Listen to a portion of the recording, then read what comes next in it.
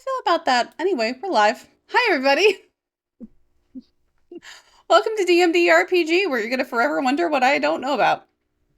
I'm not going to explain. Happy Wednesday. Hope you're doing great. We are halfway through the week. And, this is Old Gods of Appalachia. Candlebook and Bell. As you can see, we are missing one very important person, Ashley. She's not able to join us today, but we do have Mitch playing Reviv, Chef playing Kleber, and the Lushak playing Ruth. And they'll be able to get out of the pickle they found themselves in, no problem. I'm pretty sure. I don't know. But before that, Right. if Yeah. this is your first time joining us, hi, welcome. This is it's episode 4, so you're a little bit behind, but you can probably catch up with a recap if you are really trying. If not, you can catch episodes 1, 2, and 3 over there on YouTube. Speaking of YouTube, we got a lot of stuff. We got a lot of stuff, including this season of Hell Week so far, run by yours truly over there, Chef. This yours truly, not that yours truly. How's it going so far? No one has actively died that was not already dead. Okay. I've I'm almost not died sure if I can, twice. And like I said. now me and Pierce's character are best friends. And you did that. Um, I hope you're happy. oh no, I actually made two people who don't hate each other in real life become close. We also, Whatever will I do next? speaking of games, we have a Discord. Lots of action over there going on right now. We've got a game for a game? A vote for Glandizzle's next game. It is going to be a close one, a big one, a doozy. It's a Humblewood versus Star Wars, and things are getting spicy in debate. Just us peers. Or don't. He'll tell you what to vote for. Speaking of Discord, we also pull all of the players from our Discord. So if you want to play, we've got Werewolf coming up. We've got whatever wins Glandizzle's game coming up. And I think I've got something extra special before my next vote coming up for the holiday season. Spoilers? Spoilers? It's holiday themed. That's all I got for you right now. Who doesn't love a holiday heist? We're all about the heists over here. Ooh. Yeah. I did try to make one. And we also have a Patreon if you have some like extra dollars floating around and really want to contribute to the expenses that we encourage us to keep this game up and running and everyone entertained and happy and hurt and crying and sad. Patrons get a whole bunch of perks, including weighted voting. When it comes to voting, I can tell you right now there are 2 people who are making the decisions on the animal heist. All thanks to Patreon votes. And you get merch. You get free redeems in chat. You get my all-encompassing love and respect and adoration. How's it feel, Chef and Lou, to have my respect and adoration? It's incredible. It's like being in a waterfall of joy that I didn't understand how I got there, It's the best but in a feeling good ever. way. My love is wet.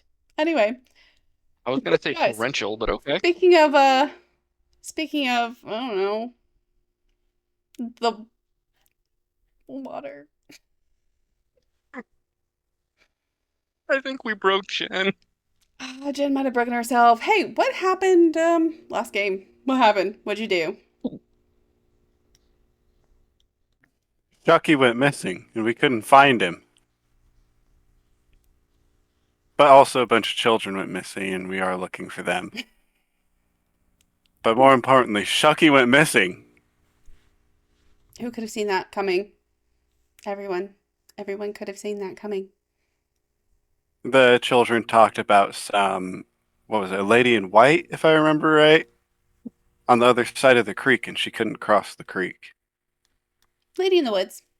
Or Lady in the Yeah. Woods. That's what it was. Chef, take it from here. What happened? Well, we were out in the woods looking for the children and the lady, and then somehow we came across a coyote that then came across us with a bunch of friends. Yeah. Somebody may or may not.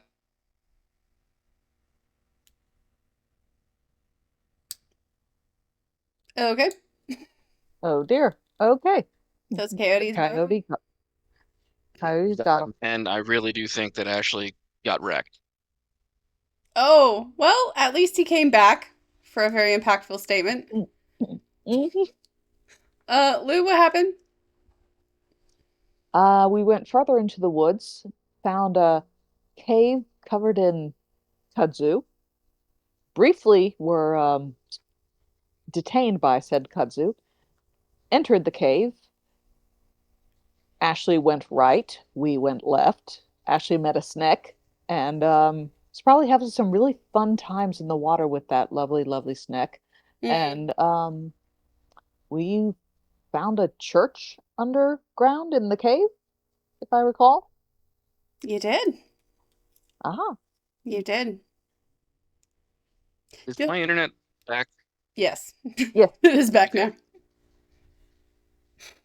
Um, so that's where we will pick back up as you have emerged from the cave path through the weird backwards waterfall that got you here to this underground cavern that is very much like your home, but very much not. Made of sprawling stalactites, stalagmites that make up what seem like should be trees. The dusty ground, crinkly moss. Do any of you turn back around? I'm captivated with what's in front of us, so I'm not really looking back. I think I would glance behind just to try to make sure I've got everything oriented in my head.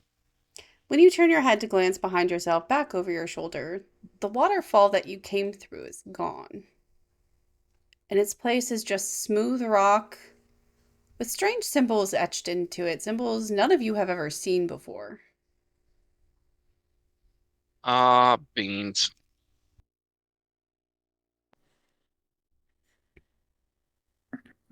What's Yeah, wrong, look Cleaver? What? Oh, Look behind us. I see. Well, no other way to go but forward, I suppose. This place is really beautiful.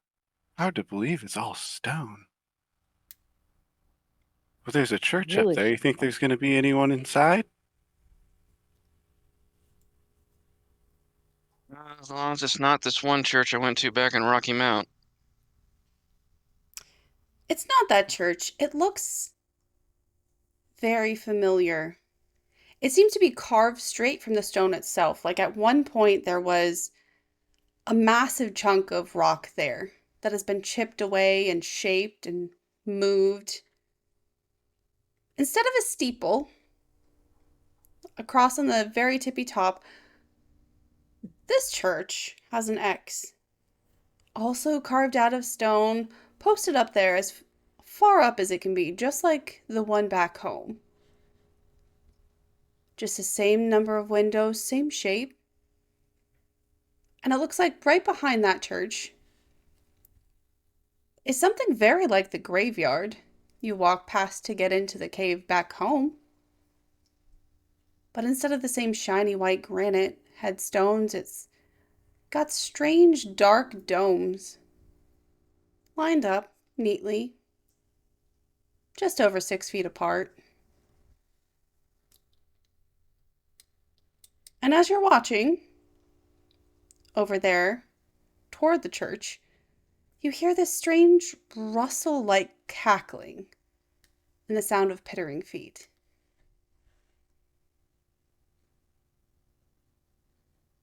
Hello, is anyone there? I crouch and pull out a hatchet. Finding my foxfire around. I guess I don't have my crystal ball anymore, huh? Just my glowing hand. From between the rows and rows of what you can assume are maybe gravestones, if it's anything like back home, all you see is a shock of short white hair darting between and through, the patter of feet, the height on it, if it was a human, maybe 8. When he catches sight of the light from your hands, Raviv, he stops and turns to face you. In the bright, bright light, he squints against it, but you can see his eyes are white, like shimmering opal marbles, reflecting the light right back at you. His face is smooth and kind of round. And for a moment, you think, surely that could be the brother of Milton Whitaker, the pastor's son. Someone, Ruth, you've seen playing with your kids time and time again.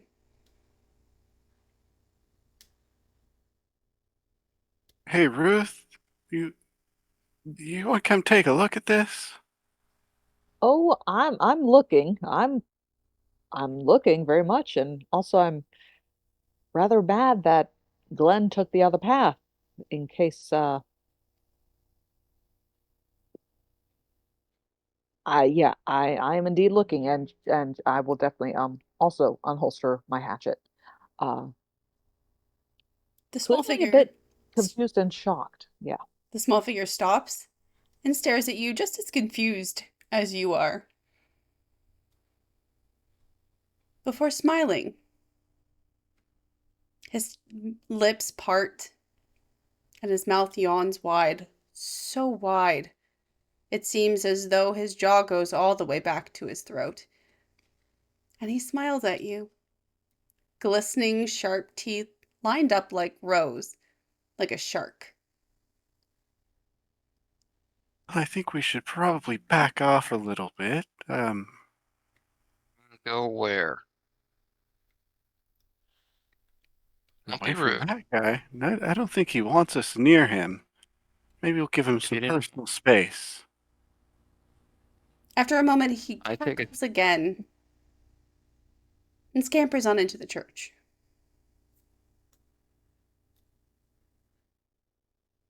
There a light on in the church, or is it completely dark looking? It is very dark everywhere you look. It seems like the only light that comes from anywhere is that strange blue glow at the very top of the cavern. There's no torches, no lanterns, no fires. Just that light.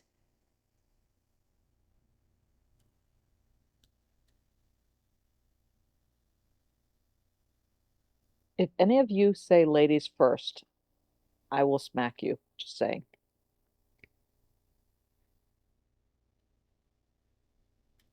Well, I suppose we should. Should we go in there? Do you think the kids are in there?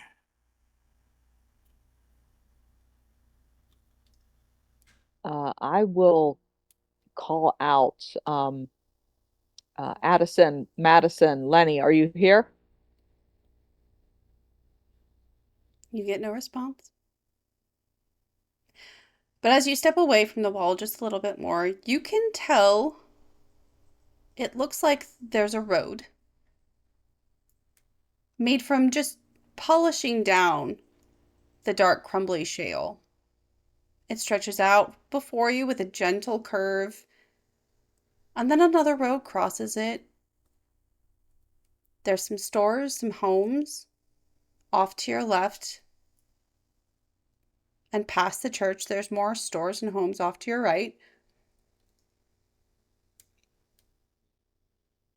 And you know, or at least you can guess, that the layout of this town is just a mirror image of the layout of your own. Everything is familiar but wrong. All of the buildings, all of the houses are crafted from the same chipped away rock. Where there should be fields, there are dusty, flat plains just scattered with dots of craggy moss and dead grass. And where there should be produce and gardens, there's just crumbling lumps of hard, fragile clay. Everything barely illuminated by the light coming from the ceiling. You can't tell what's glowing. There's not a moon, there's not a sun. There's just the faintest of lights. What a strange I place. I do not enjoy this, but that kid looked an awful lot like the pastor's boy, right?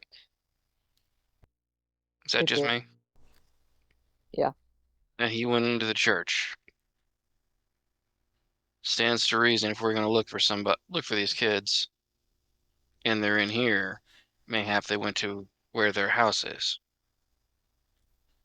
I'm really, really terrified to find out if Katie's house is here, and if so, who lives there. I was thinking the same thing. Do you think we should go check? As a group. If only, yeah, if only to rule it out.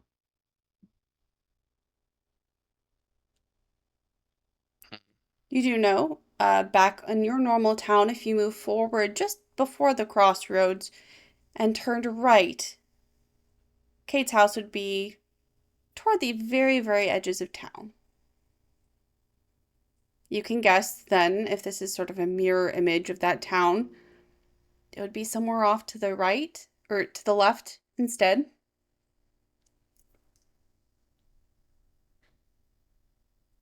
Which direction would, which direction is the kids' homes? Or are the kids' homes, excuse me. Both the Swift and Harmon homes are along the crossroads in the middle of town.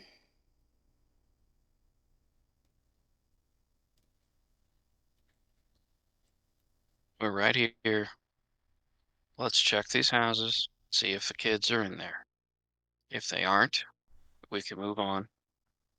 If they are, at least we're here to settle that problem. Mm-hmm.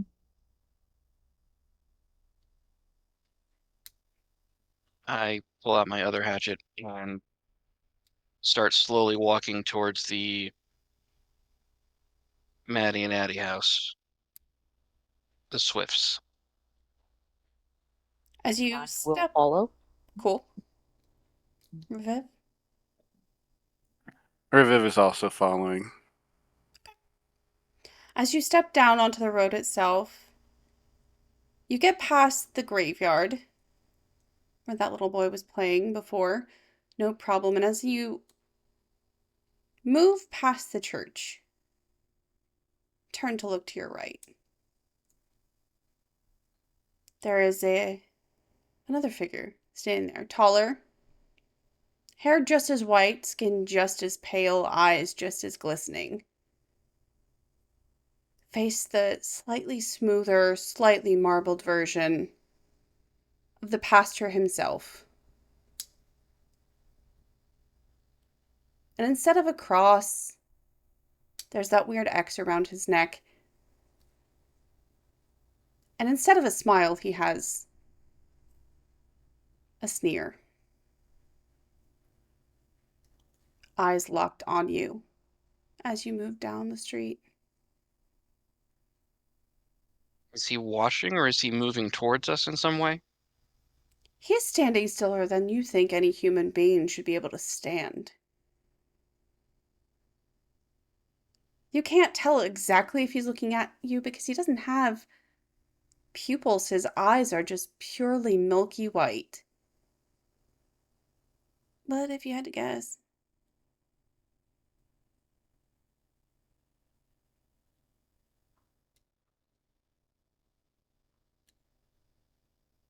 Keep walking, not changing pace, but also keeping an eye on him out of my corner of my eye as best I can. Are you trying to be stealthy or quiet at all, or are you just trying to get No. past the church? I'm just walking. We're not changing anything about it. Just walking the way we were. At least I was, excuse me. I didn't mean to speak for everyone else. Okay. But yeah, just walking like normal. Like we belong here. Okay. Definitely not freaked out at all by crazy marble men. Everybody roll me a d20.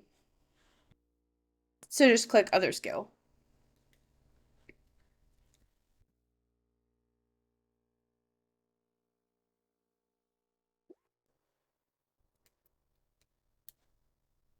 Wow, a 15. Cool, cool. Heck yeah. Hmm. Nice. Hmm. Even though the road is made of stone, hard, sharp, if you scrape your foot on it just to wrong stone, you guys seem to manage to creep past the church at your steady pace. But Reviv, the moment that bright foxfire crosses his line of sight, he lets out this weird sandpaper groan. Mouth parting far too wide, sharp teeth glistening in the light of your foxfire. And then he sprints for you, hissing. Well, I think we should get ready. I don't think they like the light, and I'm going to extinguish my foxfire. Okay. I'm gonna step up to try to intercept the charge Okay. and meet it with a downward coming hatchet. Okay. And Ruth, what you doing? Looking around in case that groan has caught any other attention, like called anyone else, or essentially watching our backs. Okay. Roll me perception for that. And then, well, the pastor's not stopping. So do you intend to attack once he gets there, Kleber? As soon as he's within attacking range. Okay. If he's still coming, I expect to like have a hatchet coming down to hit him when he gets close enough. Okay. Go ahead and roll that attack. Ruth, in the darkness, the sudden darkness, now that the foxfire has been extinguished, you can't really tell. If you squint and the house is across the church, maybe there are light shadows in the windows, but it could just be your eyes adjusting. Mm-hmm. Kleber, as your hatchet comes down, his head ticks off to the side and easily dodges your swing. I mean, it's dark. Mm-hmm. Yeah, that's a good reason. Mm-hmm. Mm-hmm. You feel the breeze as a hand comes for your face. I'm going to need you to dodge.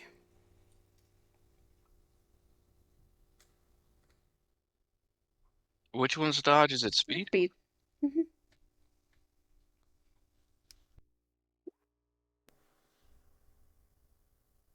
Nope. Nope. And seconds after that breeze, you feel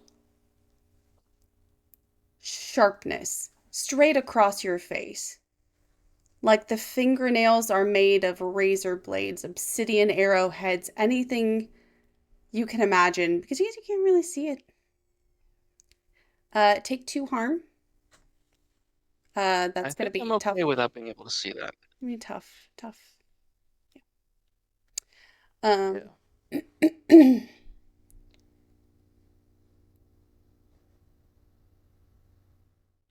Reviv, what you doing? Well, I have no weapons. I Thanks, can really Ashley. just power. They don't like the light. That also attracted them here. And I don't want to spend XP, but I can't think of anything to do. I'm gonna punch it. You're gonna punch it? So you're gonna It's come out all I from can do. you're gonna come out from behind Kleber to punch it? Yeah, I guess so. Okay. A might roll? Yep. I'm terrified that you're about to hit me. A 10. 10 is good, but it is not enough. Especially since, again, it's dark. You lash out, just judging by the sound of the scuffle, the sound of the fingers raking across Kleber's face. You do your best to guess where this guy is currently standing, but it's just kind of a white blur against a background of darkness, and you hit nothing. Ruth, what would you like to do? I will also, judging off the sound of the scuffle, so am I able to, from the judging for the sound, do I think that Kleber has been grabbed or just slashed at? I will say that it seems like this pastor is still moving freely enough that they probably are not tethered by a grapple, Okay. whether they've received one or given one. They're probably still swinging pretty free. Okay. Then I will do my best to judge where the heck the pastor is and do a hatchet attack on him. Don't fuck it up. Let's go. Uh, yeah, let's try my best.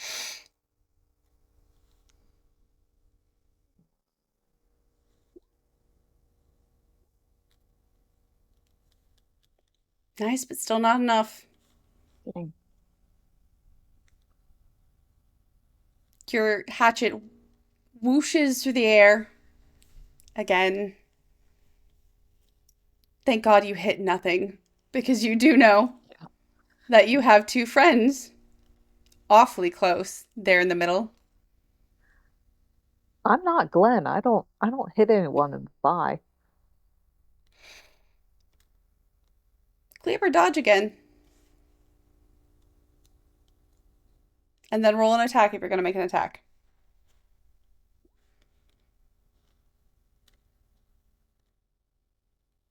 I am gonna try to attack, but this time, based upon where that hand is, I've got hopefully a decent idea of where he is. That's my logic, and I'm hoping that the universe heard me.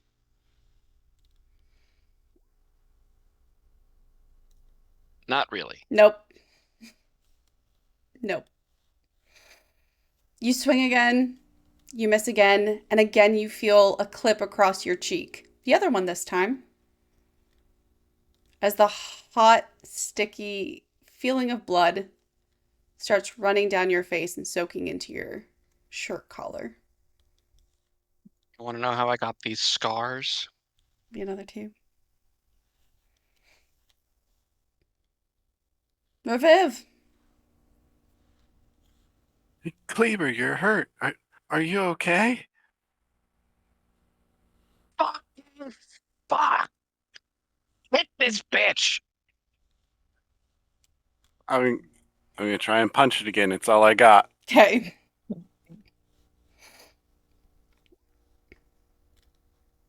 A crit. Oh! Woo! Look at What's that? you. 2 damage. So you swing a fist again, just guessing by a general idea of where Kleber's face is. Where this guy's face must be, and your hand impacts something. It's cool. It's a little damp. It's not as hard as it looks like it would have been. It looks like this man is made of marble. But it's definitely flesh. And you hear him stumble, feet scuffle, as he tries to stay on his feet. I'll be ready for him to come back, Kleber. I don't hit that hard, but at least I hit that time. Ruth? Oh, to give Reviv the axe or not, the hatchet or not. No, I'm gonna hold on to it. Just a little bit while longer. Um, I will move towards the sound of the pastor and try to attack again. Okay.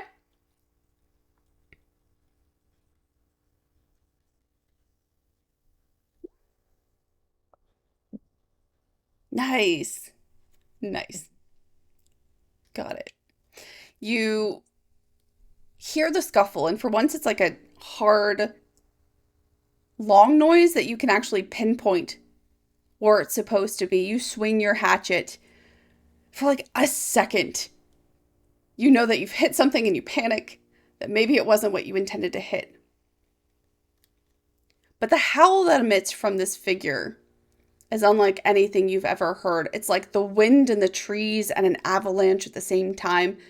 Your brain has trouble making any sense of it. But your hatchet sinks pretty deep and does a decent amount of damage. And it's a little bit lodged in what you're guessing is the shoulder. Now that your eyes are adjusting, you can kind of see the pale outline.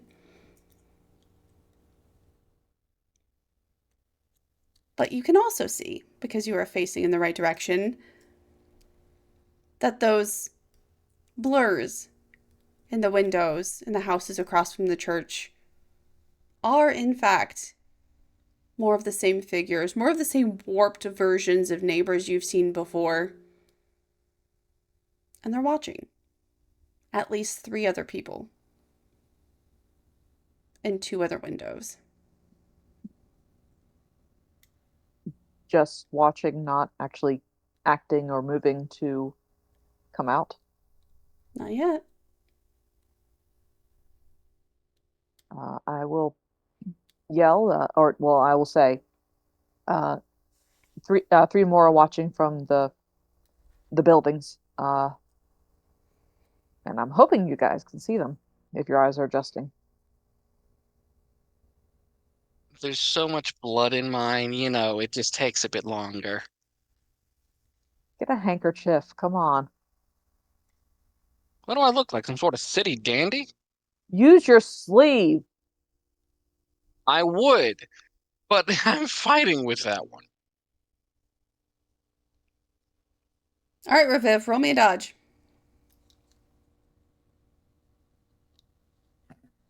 I'm not bad at speed, actually. I was that time. This figure's back is more to Ruth than it is to you, Reviv, and you were recently hitting it. It howls and lashes out a hand at you, not cutting your face, but the side of your neck, doing 2 might damage. As your flesh opens up and you immediately feel the warmth. And so we're not in combat all night. What is the plan here? Um, Are we going to try to put him down? Or are you going to try to disengage and get out of dodge? Or are you going to try to use some other tool or method to stop him, distract him? I was going to try to grapple him and perhaps like wrap him up and like put him on the ground, like immediately with me wrestling him most likely. Uh, Trying to at least hold him in place so we can figure this out. Not necessarily kill him, but incapacitate him so we can get into the shadows and maybe sneak around and figure out what's going on without being spotted. Yeah, I'm good with that. Okay, I'm going to give you a choice because you're only halfway through his health.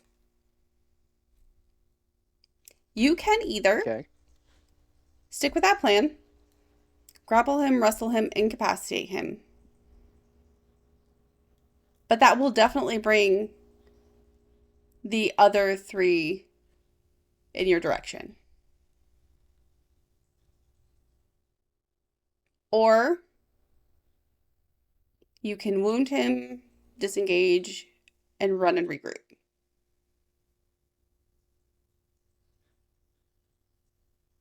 Kind of digging that second plan, to be honest. Yeah. Okay. Then let me roll a dice real quick.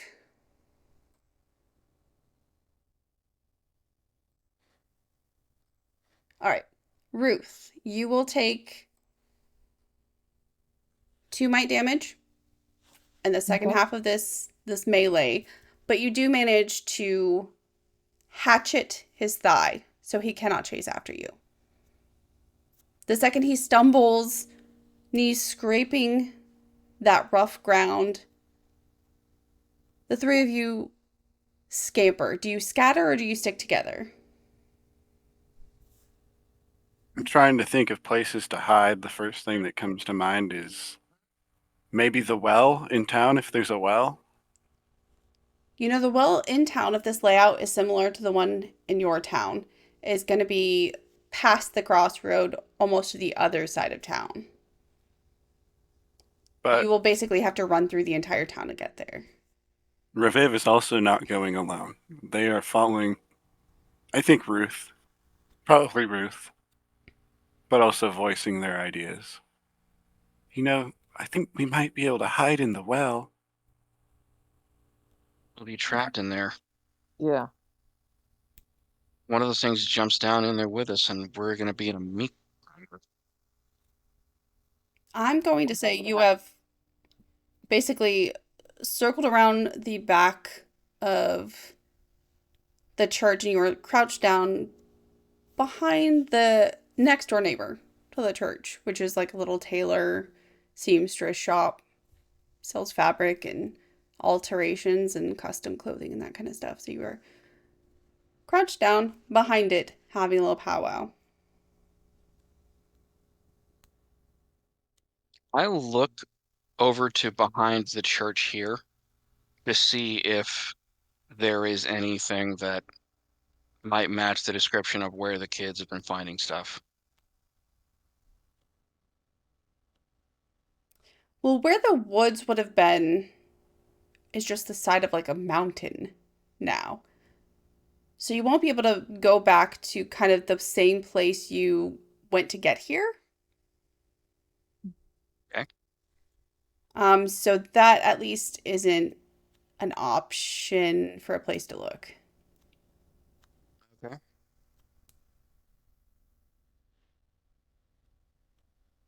Are there tool marks on these houses? Like clearly this was chipped out, or do these look naturally eroded? No, they were definitely chipped out of stone. Okay. Some of them are better manufactured than others. The etching on them is smoother. Some are more rough, but they were definitely hand hewn. Okay.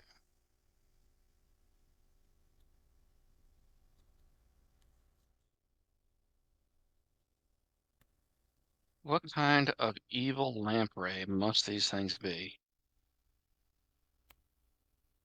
Doppelgangers. What? Doppelgangers.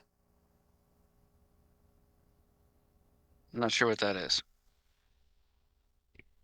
It's German folklore, essentially an evil twin, something that's not you, but is you, but isn't. Uh, One of the myths associated with them is you see your own and you die.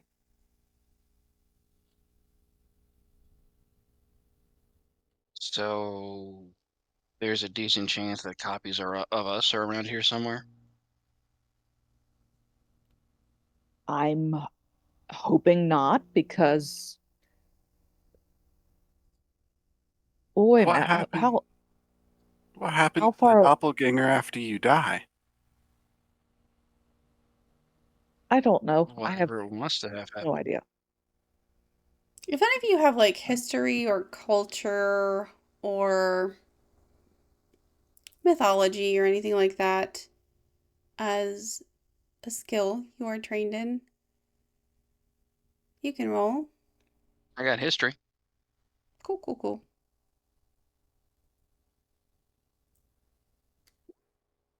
I don't know if it would help by identifying plants and creatures. Go ahead and roll it, I guess.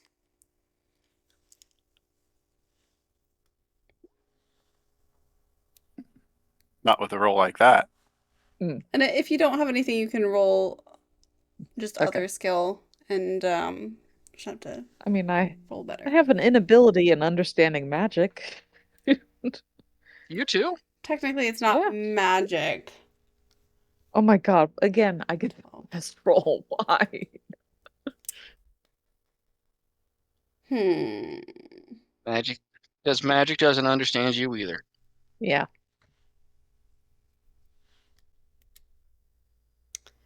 I feel like Kleber, how familiar are you with this area? Just in terms of like the people, the folklore, like how often do you actually talk to people versus be out in the woods? Well, a lot of the people I would talk to out in the woods probably would be discussing more folklore than so, a decent amount. What kind I may of not know people do all of the you stories. normally meet out there in the woods? I'm trying to give this to you, I promise. Other woodsmen, other explorers, people who are trying to stake out mining claims, people who are like frontiersmen, some folks who just like living away from the city. Okay. There's always going to be at least one or two Appalachian witch grannies in there somewhere. Okay. Because, that's just how they are. You can't swing a dead cat without hitting one. I did my own evens routes. You've heard the term doppelganger maybe now and then. It doesn't come up a whole lot. This area wasn't heavily settled by Germans, more, Scottish and Irish and that kind of folk.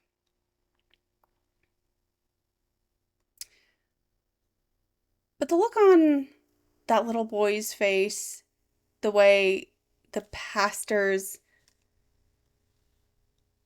had no irises, no pupils, the way they looked but didn't really see. Something about that reminded you of a tale you heard from an explorer who was invested in learning about the more native cultures around this area. Yeah, you got it. It reminds me of this old Cherokee legend about something called the Moon Eyed People. A people who were banished by the natives at some point before, well, your written history was made. But some kind of evil other and a fight over land.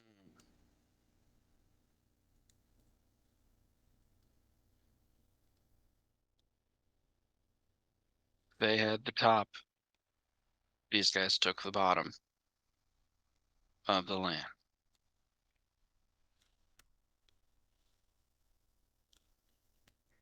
Okay. Remembering that story, I'm also probably going to be thinking about the fact that these guys look like they're about as blind and white as most, cave fish. So, Lieber, Ruth, looking around, I don't see much that these things could be eating.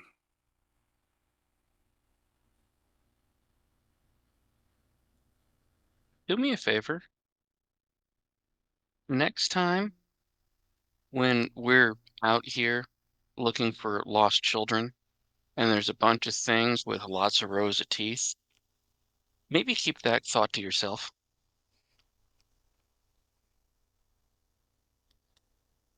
Ruth is just very happy her son is at home under the blanket.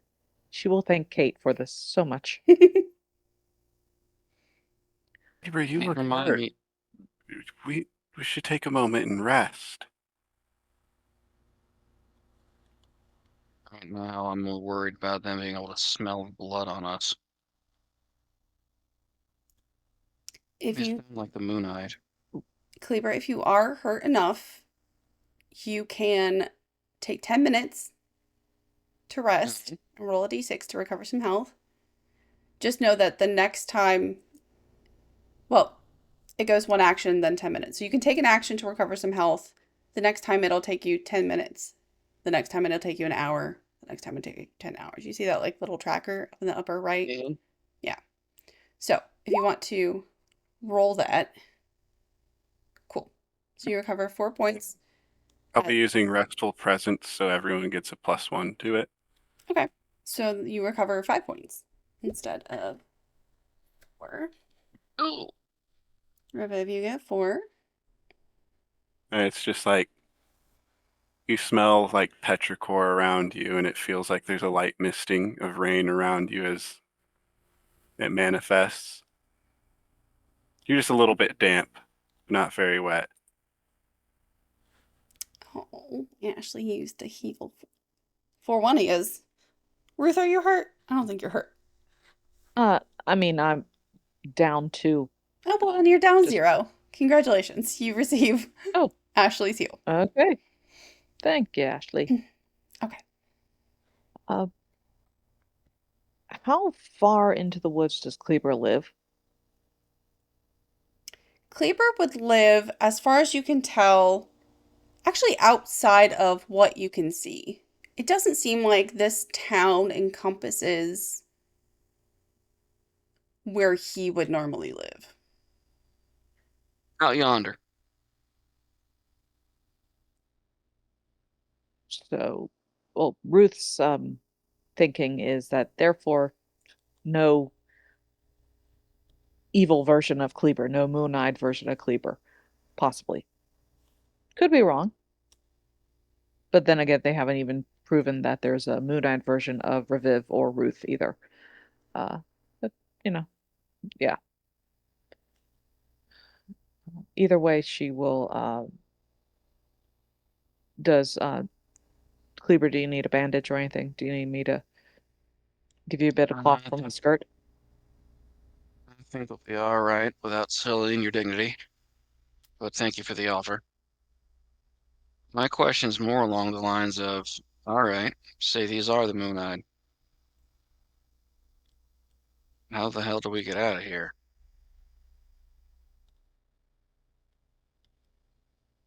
Do we try to kill them? Do we? I mean, I don't know what all we could use in here. I I say we try to find the children, or we try to find the woman of the woods. Possibly might be in Kate's house, or that would be probably the easiest place to sneak to if we're trying to be quiet, because the children live more further into town. And if we want to avoid them, her home might be the best Okay. place to start. Reviv, roll me a just an other skill, just the d20. I can't help but being nervous as to what all we might find, because God forbid there's a Moon-eyed version of Moon-eyed. Katie in there. Do you think that Katie would have all the rigmarole that our Katie has? That magic cabinet or whatever she has? I don't know. I have no idea. You know more about these things than I do. Reviv, I mean, these were. you are almost always connected at least a little bit to the green. You don't always notice it there. You don't always notice the background hum of plant life, of life. But here in this place, that part of you that always hears it, always feels it, it is very nearly dead silent. Save for one point. Somewhere to the west. And if you draw a little map, it's either in the houses across the street from the church or the houses you know to be just behind that. Maybe it's Kate's house. Maybe it's some other house. But that is the only place in this entire huge cavern that you can feel even a whisper of the green. I think we should probably head that way. This place has been really devoid of, I don't know what, some sort of energies, I'd say, but over there it's a little bit stronger. It doesn't feel lifeless over there. Well, as good a reason as any we have. I mean, I could make a distraction to keep the others away from us so we wouldn't be noticed. Let's sneak first, distraction if need be. Yeah, distraction sounds an awful lot like running out and making a lot of noise to get attacked. While we're sneaking around, I'm gonna pick up as many, like, rocks that are big enough for me to throw, but not so big that it would fill my whole hand with just one of them. I'm just, like, pocketing a few of them. There's something to defend myself with. You can find them everywhere. Most of them are kind of swept off to the side of the road. But like you can just reach down and arm yourself in that way if you want to. There's no shortage of ammunition. Ruth will Just so we're also clear, offer a hatchet. are these like skipping rocks or are these like pointy rocks? They're just rocks that are easy to throw. Some might be jagged, some might be smooth. Just ones that are easy to throw. I just wanted to check. No specific stone. Going by weight, not shape. Yeah. Would you like my hatchet? Well, what will you have if you give me your hatchet? I've been working the forge since I was 16. Here, take my spare one. We'll all have one hatchet with us. Well, okay, but I'm not very good with weapons. Could you really be worse than unarmed? Guess you have a point there. Yeah, I hate it when I do that too.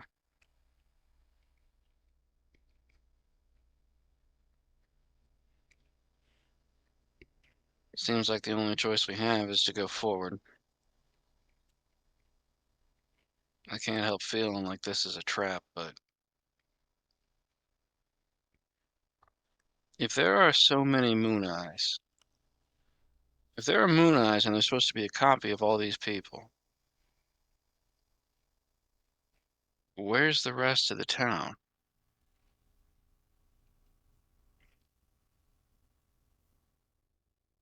This place should have, what, there's over 100 people in the town. This place should be relatively crawling with them, especially after that violence. I would think they'd all sort of like piled on, like a kicked over anthill. They probably ate each other. That seems a bit drastic. Well, there's not many of them left, and what else would they have eaten down here for so long? Who says they Tried need to to farm. Well, they tried to farm. You can see the fields where they tilled up the rock and clay, but nothing's growing. tilt it up with what, I wonder? Well, they got really sharp, tough claws. I know. I almost feel bad for him.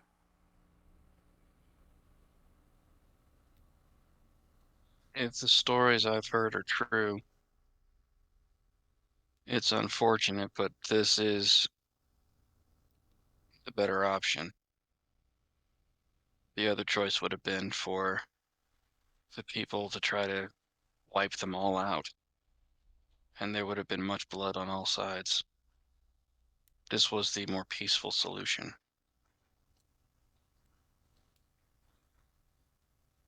What a shame. Well, which is more the shame? The waste of life or the condemning of it? Still, there's no way through this but forward, and no way around it. So, All right, 2 questions. Where are you going? And how are you trying to get there? um, for me, I'd say Katie's and a more roundabout route that would avoid the locations of known moon eyes. Okay.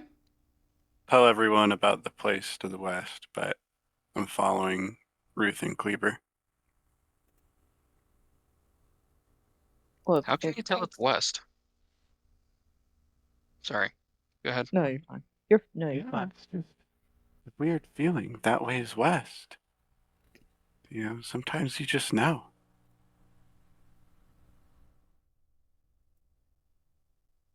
Okay. Ruth. Uh, yeah, we can go to Kate's first if Kate's is on the way to that westerly feeling Reviv is having. Okay. So are you sticking to the main road or are you trying to go through yards and properties? The sneakiest way possible. I don't want to be Yeah. spotted by these things. They're That's scary. Yeah. that's the pickle. They don't seem to see very well, so if you can stay quiet, you might be able to just sneak right past no matter what. But to stay on the road, you would be visible through potentially all of the windows for all of the people that you pass on the way. But the road is quieter. It's been polished down. There's not really rocks to accidentally kick or clack together.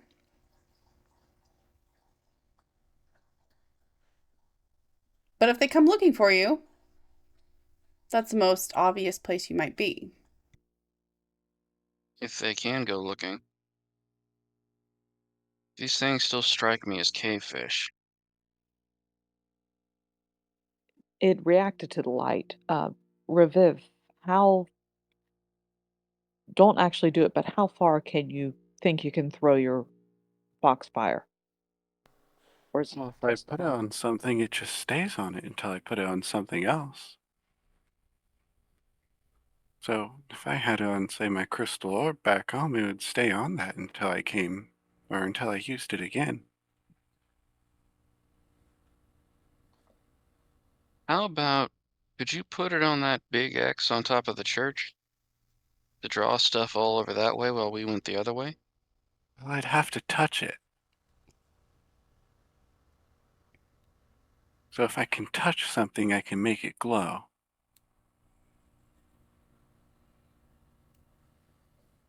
would I, lighting a stone and throwing the stone at the X work? Well, the stone would glow, but I wouldn't be able to transfer it like that. how about this? You keep those rocks you have on you. We'll start going. As soon as any of those things comes too close, you light up a rock and throw it as far away as you can.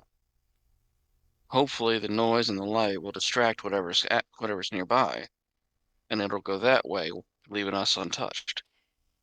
In between sentences of this conversation, all of a sudden you hear like a chittering, husky whisper back from where you came from, the front of the church,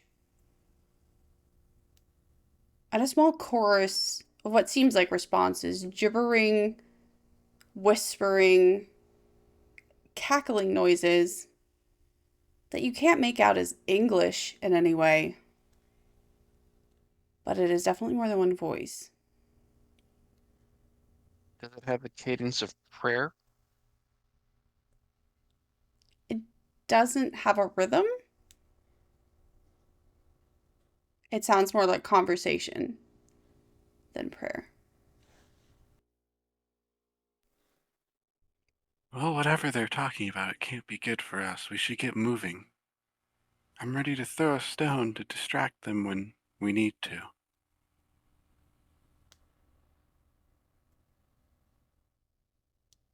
I sort of try to look around to see if I can figure out where on the other side of the church they are.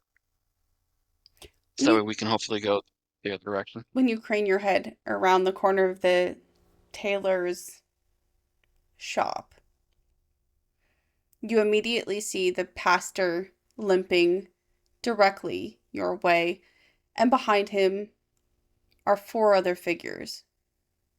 Four more familiar faces, not quite right, rounder than they should be, wider mouths than they should be, glistening eyes in the eerie blue light.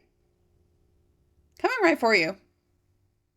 You have maybe 6 seconds to get out of there. I hold up 4 fingers and then like start waving go go go go go go as I turn around and start go go go go go go going. Yep. Nods and go go goes. Following. Okay. I'm going to leave a glowing stone and chuck it behind us so that they chase after the light away from us. Okay. I hope. Everybody give me a stealth roll. Stealth or sneaking. Those are applicable skill trainings that you can use. Oh no. I just have to use other skill. Yep. I'm so happy it worked out for me. Dang. I didn't fail. Poor Ruth. Yeah. Both Kleber and Reviv, kind of the lightest of footsteps, used to not spooking animals on a hunt or not letting Shucky know he's creeping up behind him. Both of them practiced in stealth and skittering along rougher terrain. Ruth, you trip a little bit on the hem of your clothing. And the smallest, slightest sound of clattering rocks makes one of their heads snap in your direction. They're not close enough to grab you, but you have their attention. The rest of them are shuffling toward the light as it glows on the ground.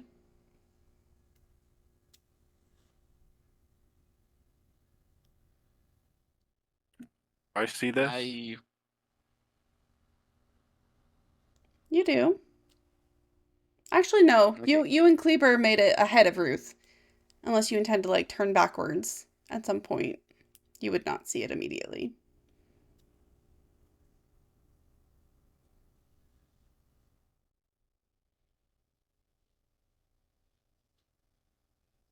If we Time.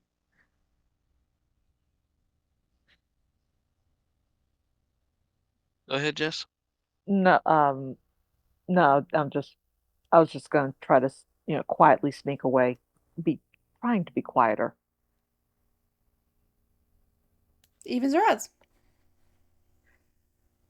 Evens. Ah, You put one foot down in front of the other, like you're maybe if you go a little bit slower. And the one that looks a lot like Mr. Sanderson from the house across the church, His body turns to fully face you, and he tilts his head to the side as though he's listening hard. I freeze.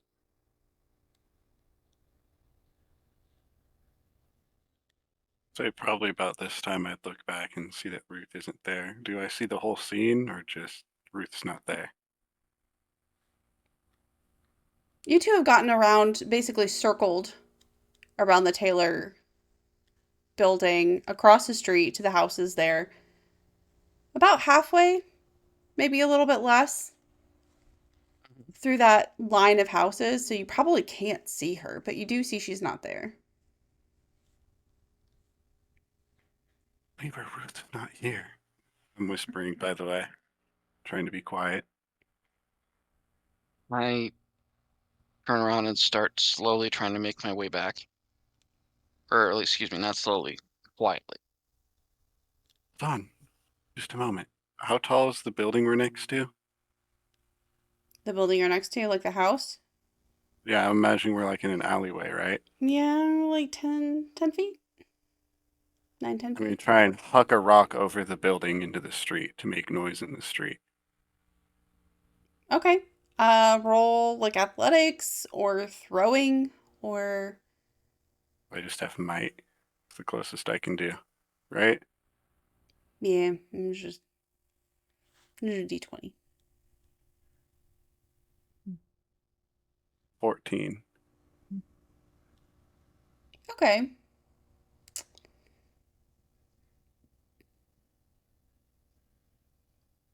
Yeah, I'll say that's good enough. You basically clear the corner of the house in front of you and it skids across the smooth road like pretty far, even after it hits the ground, so it makes plenty of noise. And Ruth, you see all four heads swivel toward the sound. And two of them move off in that direction, the other two still staring at the light rock on the ground. And this is your turn to just scamper. But you're going to choose whether you're going to run full out or stealth again. I will try to stealth again Okay. Roll. and hope that it loves me this time. Think stealthy thoughts. Stealth, stealth, stealth, stealth. Heck yeah. Yes. It worked too, doesn't it? You like Uh-huh. hike up the bottom of your hem and just the scamper off in the direction that the other two went. And eventually you see them sort of hiding back around the row of houses, your heart just hammering in your chest. Thank the green, you're okay, Ruth. And I will very quietly say, sound. Light does attract them, but they have very good hearing. That might be useful.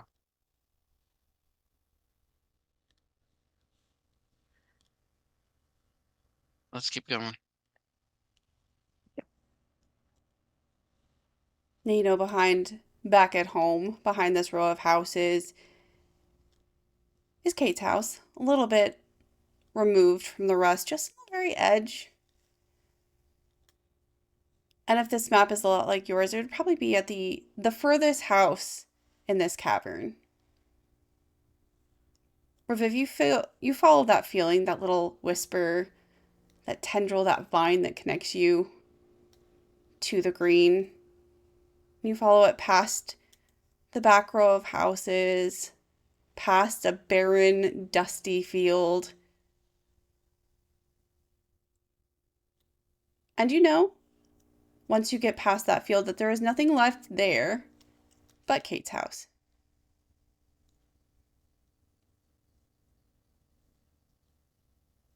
And the house that appears in front of you is very much like her house.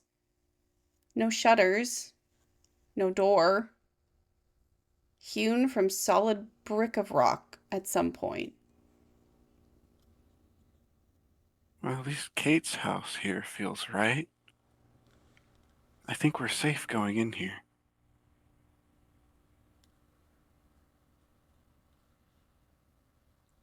I'm still sneaking in. I'm sort of taking up the rear, counting on the two of them to be able to see or do with whatever's in the building while I keep an eye out on for anybody coming behind us. Okay. So are you going to go just for the door, or are you going to try to peek in a window, be really sneaky? What are you doing? I'll peek first. I'll peek in the window.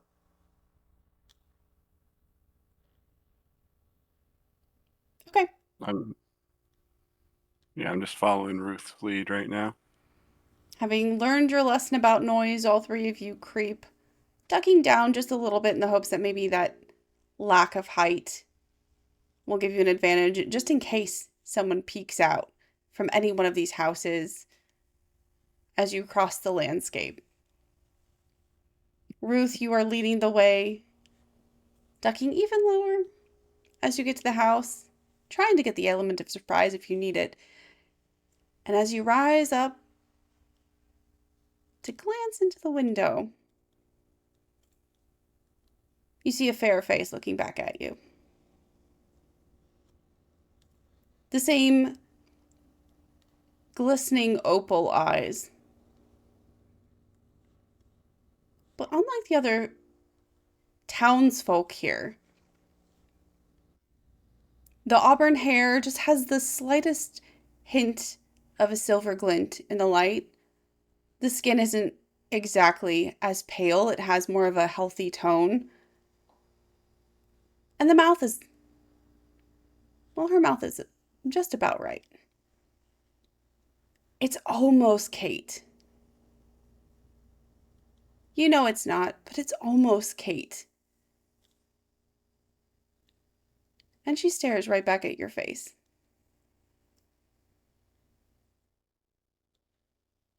I clamped my hand over my mouth to make sure not to scream. Was not expecting that. Uh,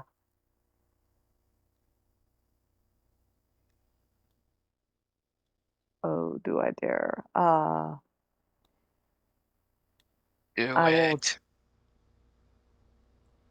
gesture to Reviv and indicate that there's one in there, and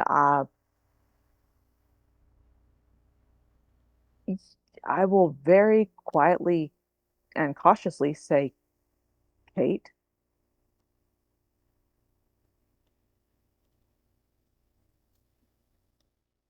This Just to woman's see head what it'll. tilts just a little to one side as a smile blossoms over her face. Unlike the pasture, unlike the child, her mouth goes a little too wide, but the teeth aren't pointed. And I'm she gonna roll leans sensing. out of the window like she is half a beat away from climbing out entirely.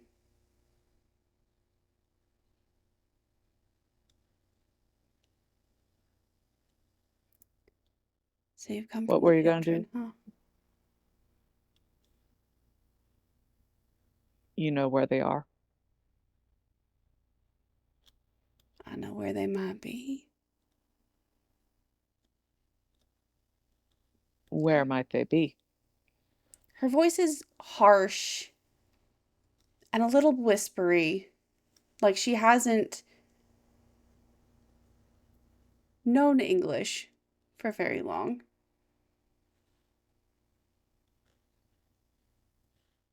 But she doesn't hiss, she doesn't chitter, she doesn't make the same non human noises that the rest of the town has made at you.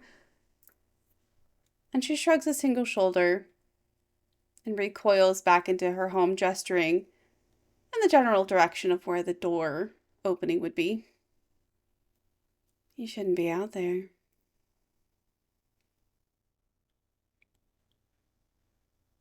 Ruth exhales almost like, yeah, this is Kate. This is Kate, but not Kate.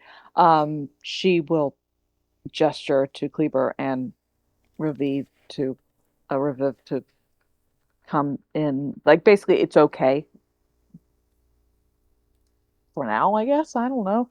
Uh, and she will go inside the house.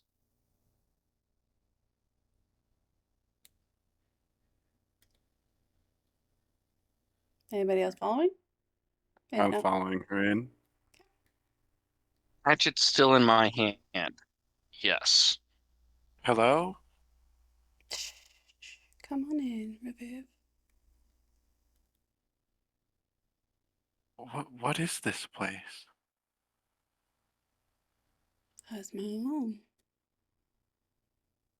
And somehow when you step in the door, the sound of her voice kind of echoes. Not a full repeat of what she says, but it sounds almost like a voice over a voice.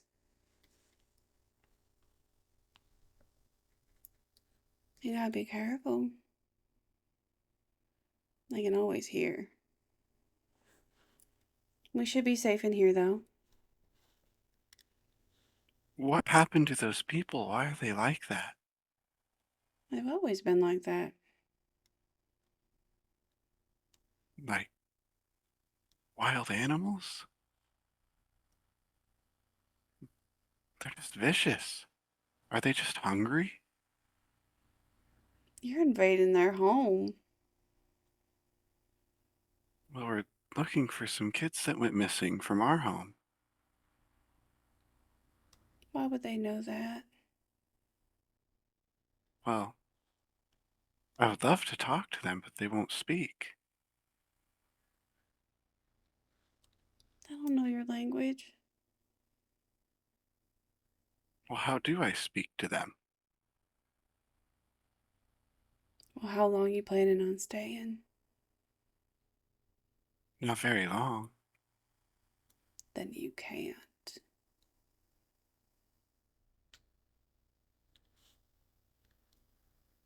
Why aren't you like them? Well, don't you know, Cleaver? I'm special. I knew that. Can you talk to them? She opens her mouth, and the same, like, rustling, gibbering noise comes out, as you heard from the unwelcome coalition out by the church. Could you tell them that we don't want to hurt them? We're just scared and we're looking for our kids? I'm just as much an outcast here as I am there, Reviv. I don't think they're listening to me. I know the kids. I've seen the kids. I played with the kids out in the woods. Are they here? Are they in this place? They found us. I mean for 'em to, but every now and then, one of 'em finds us. They're okay, What right? happened? One question at a time, Footloose.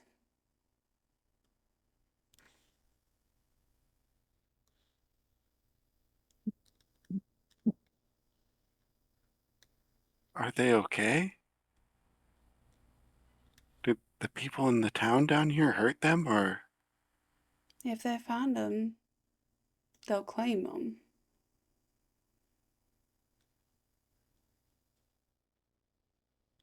And change them.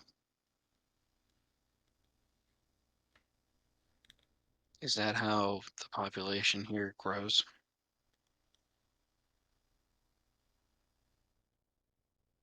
Hmm. Sometimes. Sometimes there's just more of us. Well, sometimes there's less.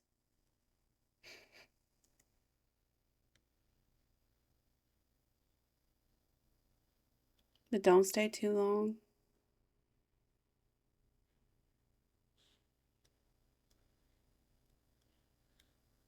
Because so? the place will claim us too.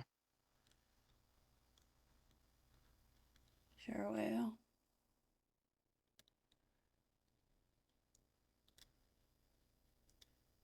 Where are the children?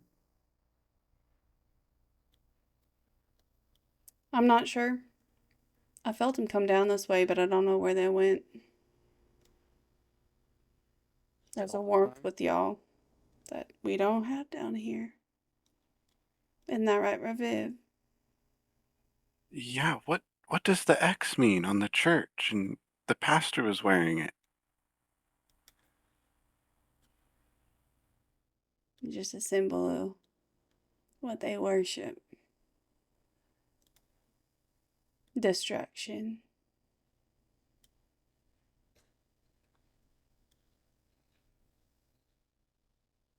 She turns to where her kitchen normally would be. There's not really a stove like you'd expect. There's not really an oven. What there is a pot on a counter. She picks it up and moves over to you, presenting it as though she's offering you something. The same way Kate would have offered you pie or soup or something, but inside is just an assortment of things, buttons and pearls and stones and watches and rings, things that people have maybe lost before, chips of teapots, teeth, discarded items. Is this what you eat? Is that not what you eat? No. We eat like plants and meat, eggs, milk, Mm. cheese. Raviv, we eat the parts of other creatures and other beings. They eat the parts of us. Makes sense. Things people throw away. Why do you stay down here instead of going up and staying up there? What would you think would happen if I did? Well, you'd find people that would accept you. You'd find people that would care about you. I did. Raviv, I think of everybody in our town, I genuinely think the only person who, on first sight, would not scream and run would be either us or Katie.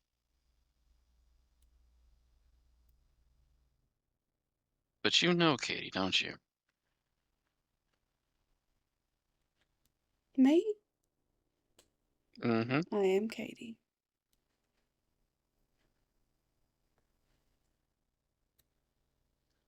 Why can't you cross the river? Because that ain't our land.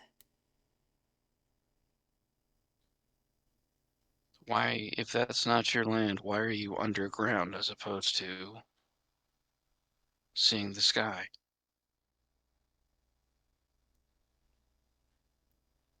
This is my home. I belong here. Yeah.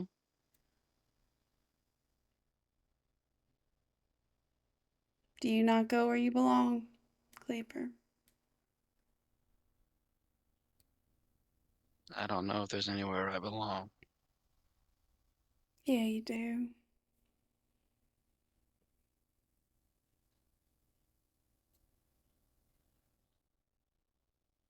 I haven't been there in a while then. The kids love the shiny things. The treasures, they call them, right? Looking right at Ruth. Thomas did show me the stone. Very proud of it. Found it all by himself. Did you did give it to him? He found it. It's his. I won't take it from him. It's his. Will it do anything to him? Like what? And she just reaches a hand into the pot, pulling out a collection of rocks and baubles and tossing it into her mouth. The sound of crunching is atrocious. Worse than nails on a chalkboard, you think for a second, surely all of her teeth are dust. Which ones are your favorites? I like the gold ones. Like marking them out for others.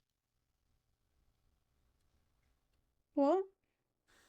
With the treasures that the kids find. Possibly mark them out for others. Finding something on someone else's land and taking it can be seen as a crime in some places.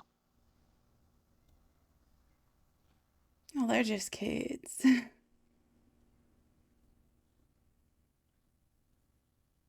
Yeah. But they don't belong here. You'll probably find them wherever they would be.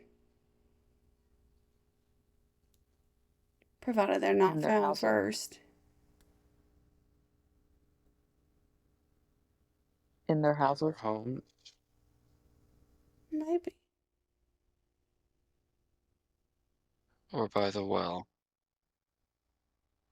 They do like treasures. Where do you find treasures around here? They find us.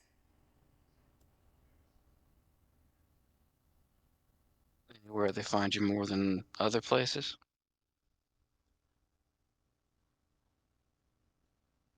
From the sky.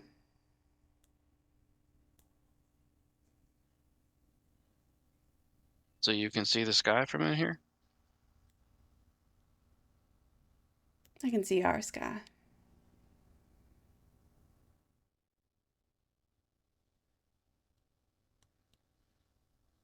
Do you miss the stars? I'm more privileged than a lot of us are. I've seen them.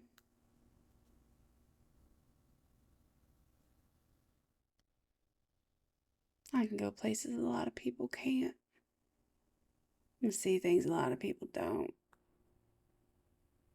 And know things a lot of people shouldn't. Have you seen the other you? The one on the surface? I hear her.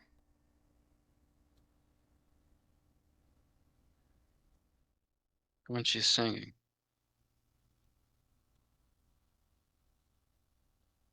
What I'm saying.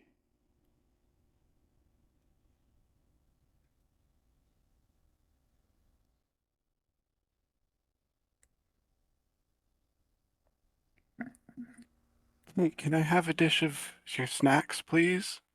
Maybe like some beads and marbles. Sure, take what you want. She just holds the whole pot out to you. I'm gonna pick out a few beads, marbles, little pebbles, different colors, and all that. I'm gonna spend 1 XP point to. What's the name of it?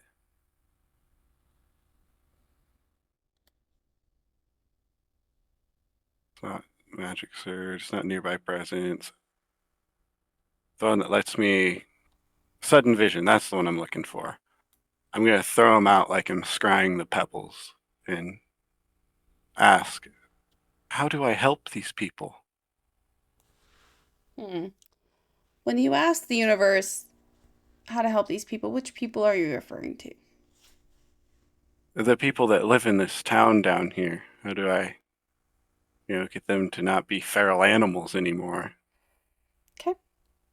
You kind of like shake the doodads in your hand and like cast them out like runes, and they scatter to every corner of this little kitchen. They are fragmented, and you know that is not something you can do.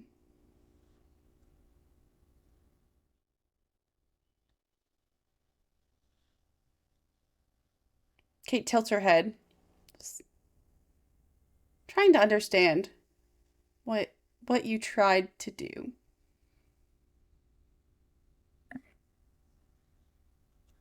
Well, there's nothing I can do. There's nothing anyone can do. Sometimes things are what they are. Are you happy like this?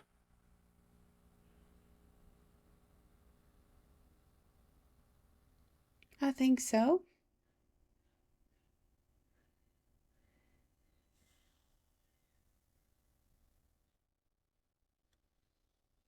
But you don't know? What do you mean you think so? I don't know if I know happiness. Not of my own. Well, what about when you find a piece of gold to snack on? Doesn't that make you feel good? Doesn't it make you happy?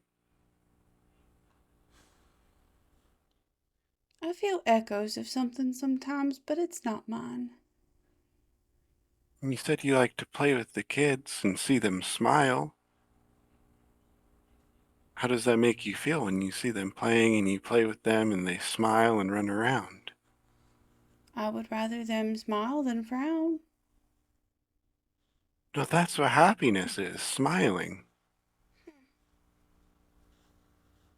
Feeling fulfilled, doing good. You felt happy before, it sounds like. If you say so. Do you think the other people in this town have felt like that before? No. They're not connected like I am.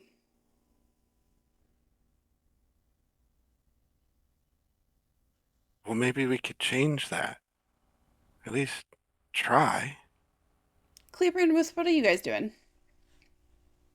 I'm reaching into my pocket and trying to figure out how I want to ask the question because I'm really afraid I know the answer. Uh, Miss Katie, are you the only one who can leave this place? She seems to think about it for a moment. Define can.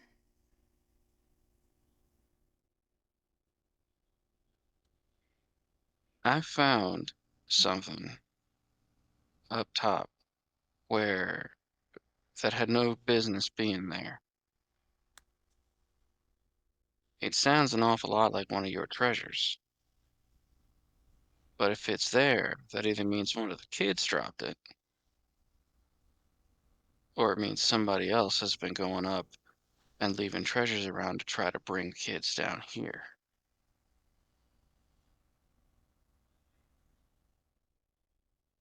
Sometimes I bring snacks. Is this one? Yeah.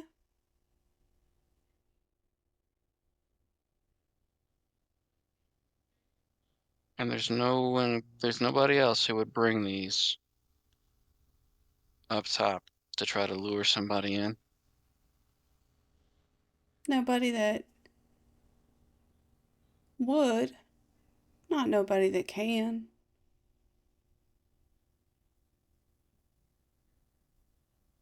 Ruth, Hmm. have you been home?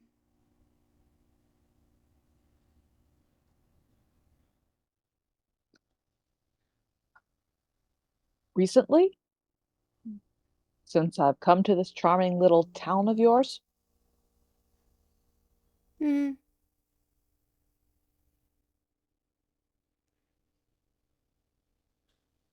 not since I've come to this town, since the waterfall we went through is now rock with runes on it. Hmm. You're awful smart. I'm sure you'll figure it out. Mm, Go find your kids.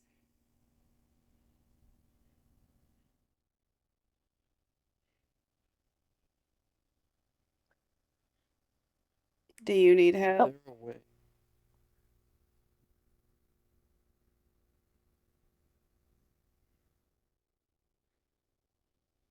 I'm assuming they'd either be where the kids go or where their parents have them.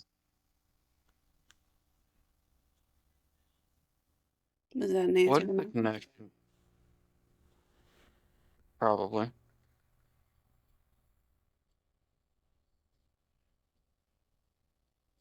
What is what connection? What is the connection to the folks down here and the folks up there? Hmm. Two sides of the same coin. If something happens to one, are they both damaged? Like down here? If something happens to someone down here, does the person upstairs get hurt and vice versa? Oh, like that? No.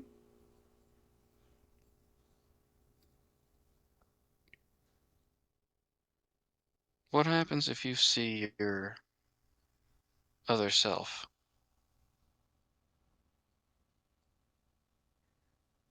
If you see him, you should run. There's a lot of stories about creatures that sound an awful lot like some of the people down here. Some of the stories say that if you see your other, it kills you.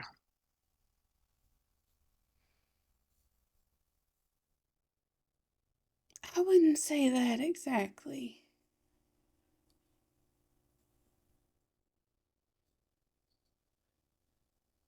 There's only ever one down here. Eventually, anyway.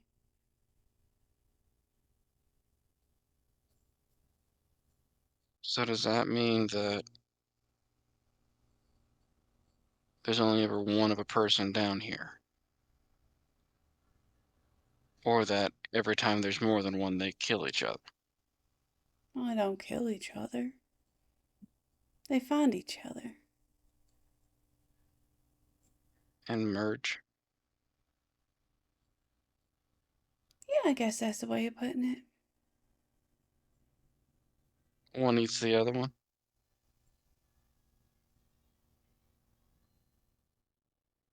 Eats? No. Swallows? No.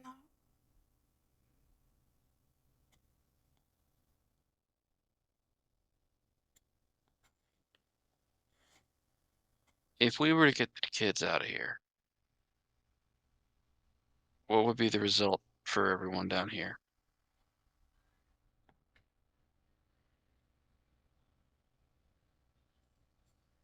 Oh, I guess that depends. On How fast you are.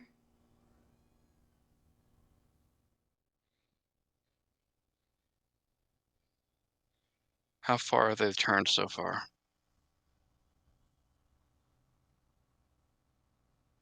I don't have a way of knowing.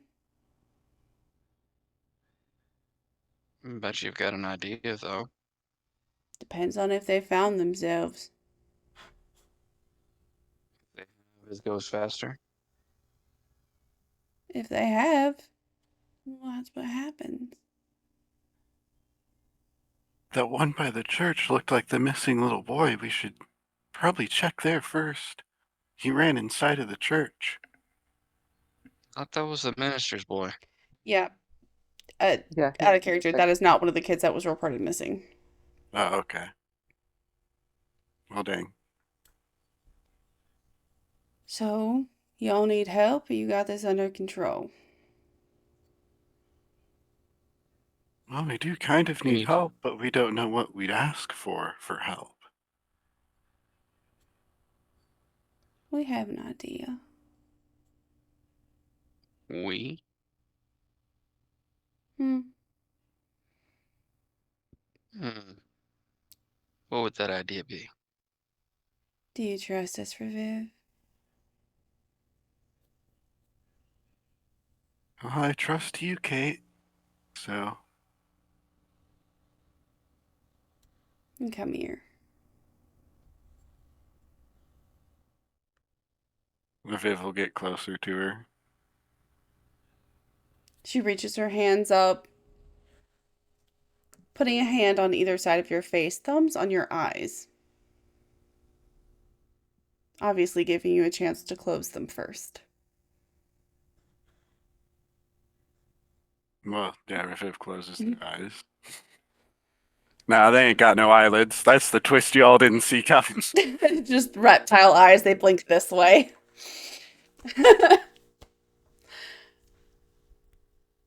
And after a moment, you start to feel heat.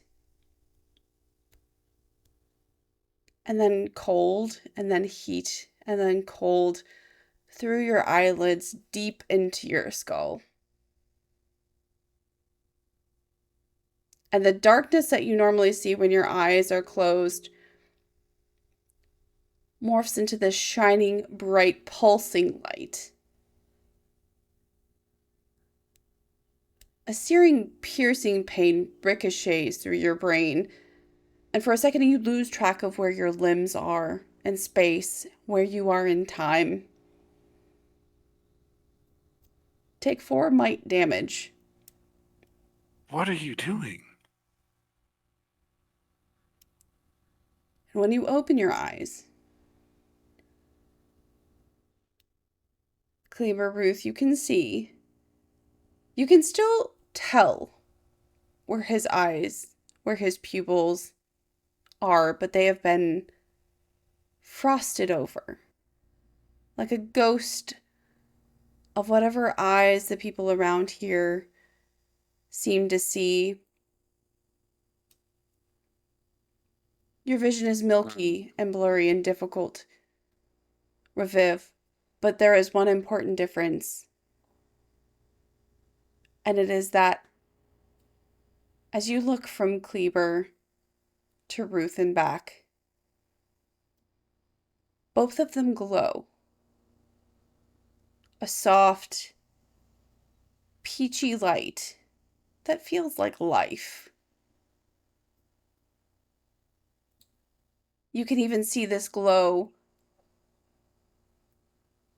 through the table between you and Kleber. So you imagine you might be able to see these kids from quite a ways away.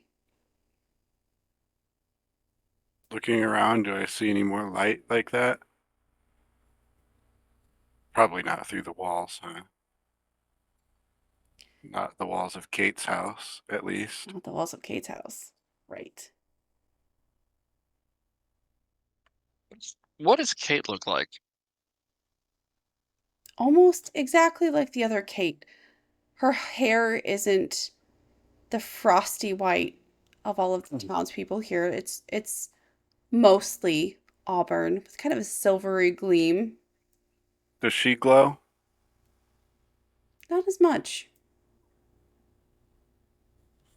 but a little. You seem to be dimming, Kate. What's happening? I am how I'm supposed to be, Raviv. I told you I'm connected. Well, I suppose it's a good thing you're connected. That's keeping you you. I've always been me. Thank you for your help, Kate. You're welcome. That ought to clear up in a day or so. Is there anything we can do to show our appreciation? Leave.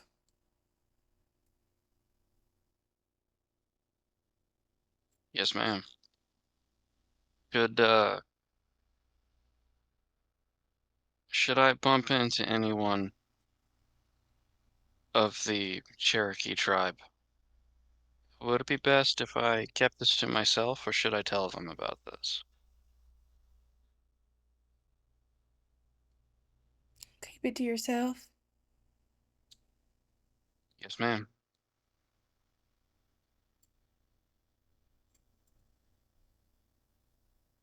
If you don't, they'll lock up my doors.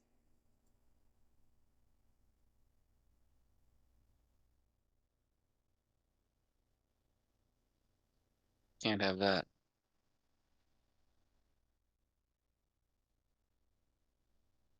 Hit my hat, ma'am.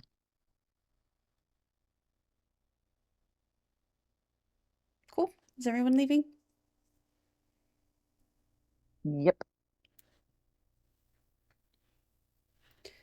Reviv, the moment you step out of the building, and you may need a little help navigating, it's hard for you to tell where the walls and door stop. Everything is very blurry and dark. So maybe grab someone by the arm for a little help exiting the stone building. I can't see very well when it's just normal vision right now. Could one of you help me, please? I I will. take his hand. We'll both take it. So, Yeah. Put his hand on my shoulder. Follow me. And Reviv, just give yourself back an XP. I'm counting this as a GM intrusion, so enjoy. But Reviv, the second you step out of this house,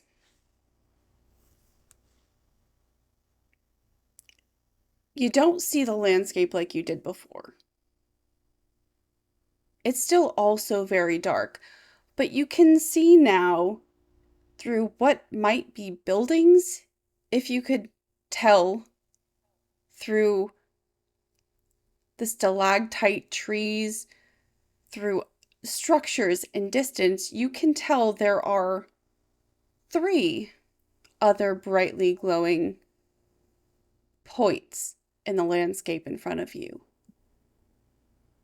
And one other that glows at half brightness.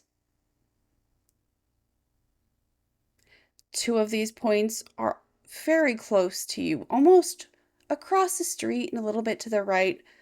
There is one brightly glowing figure far, far off in the distance, almost at the edge of town. And the fainter light is just across from that, also at the edge of town. Maybe if you had to guess, the Swift house, the well, and Ruth's place.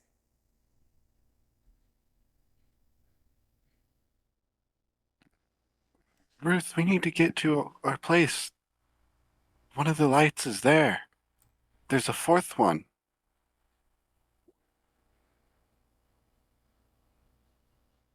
there were only 3 children missing, right? I'm trying to remember that they're Addison, Madison, and Lenny. And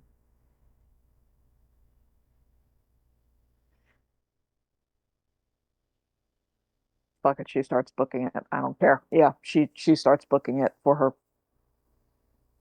She starts running her ass. She doesn't care. She's gonna get there. Okay. Cleaver, I need to go. Are you guys are you guys all trying to keep up with her?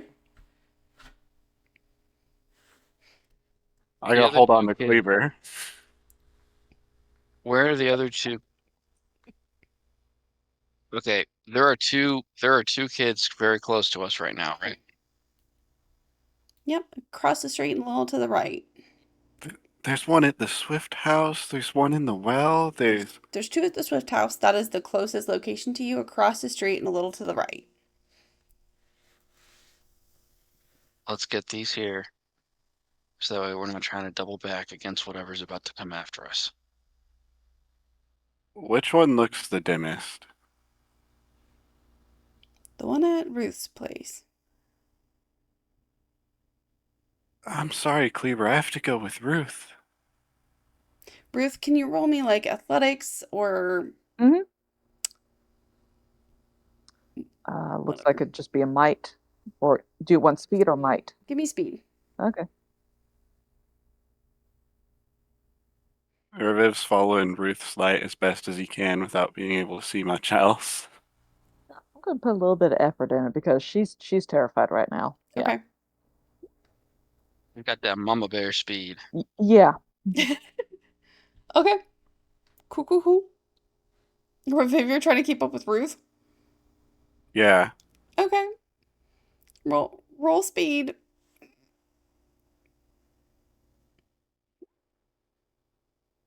14. I'm gonna say that you can keep up in the general location. Um but you are struggling on the terrain. I will say that. You were lagging behind a little bit, but you were able to keep her at least close enough that you're not getting confused about which direction, and you are able to follow her steps so as not to run into a building you can't see. Cleaver, are you sticking in your current area or are you also chasing after them? I am gonna go try to rescue the children from the Swift house. Okay. Since Cleaver will get there first, we'll stick with him. So how do you approach the Swift house? First I look around to see if I does this one not have a door as well? The Swift house? Yes. Right, it does not have a door either. Open windows, open slot for a door. I look around to see if I can, in the dim light, see any figures or any movement. I also start listening to see if I can hear any crying or breathing or anything like that. How close do you get? Um, 2 or 3 feet from either a door or a window. Okay. Roll perception.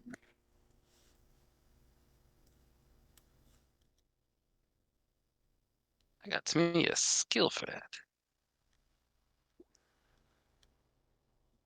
Nice. Awesome. Woo! Heck yeah. So you can see through the open windows and doors, there are at least two figures, one larger, one smaller, moving around in there. And as they pass in front of the window, you can see it. One is the moon-eyed version of Addie, one is the moon-eyed version of their father. They seem to be gibbering to each other in hushed, quiet voices, like sandpaper scraping against sandpaper, but with a conversational tone. But as you listen past that, you hear just the quietest of scraping, of breathing, not in front of the house, but just behind it and off to the side. I I do my best to quietly creep around the back, Okay. see if I can locate this source of this sound. Stealth it. Roll me. Pray please.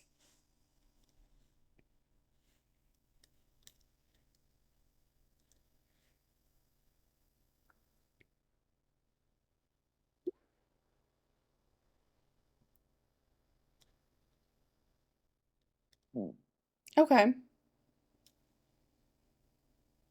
I'll let you. I'll let you. Well, at least do this. You keep your body as close to the house as you can as you turn the corner. You just kind of peek around the edge, and you see backed up, cowering behind what might be some kind of rock impressionistic version of a fire log pile. The twins, clearly frightened, clearly hiding, clearly absolutely confused and having no idea what to do from here. Okay.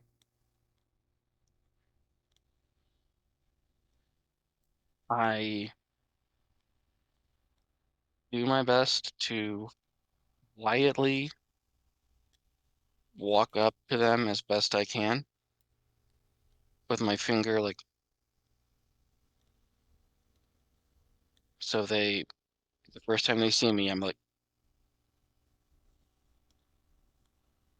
One of them, you're not and sure then which one.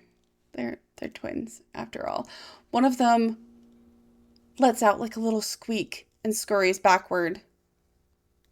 The other one clamping a hand over her mouth to stop the sound as quickly as it starts. They stare at you with big, wide, frightened eyes and very quietly mimic the gesture you made. okay. I nod and hold out a hand to each one of them, like, come with me. For a moment, they seem too frightened to move, but the second one of them gets brave enough to emerge from their hiding spot, the other does as well. And after just a couple of seconds, you have a small hand in each of yours. How old are these two? Like 10, 9. Not Okay, tiny, but in but their fear they portable. have in their fear they look much smaller. Okay.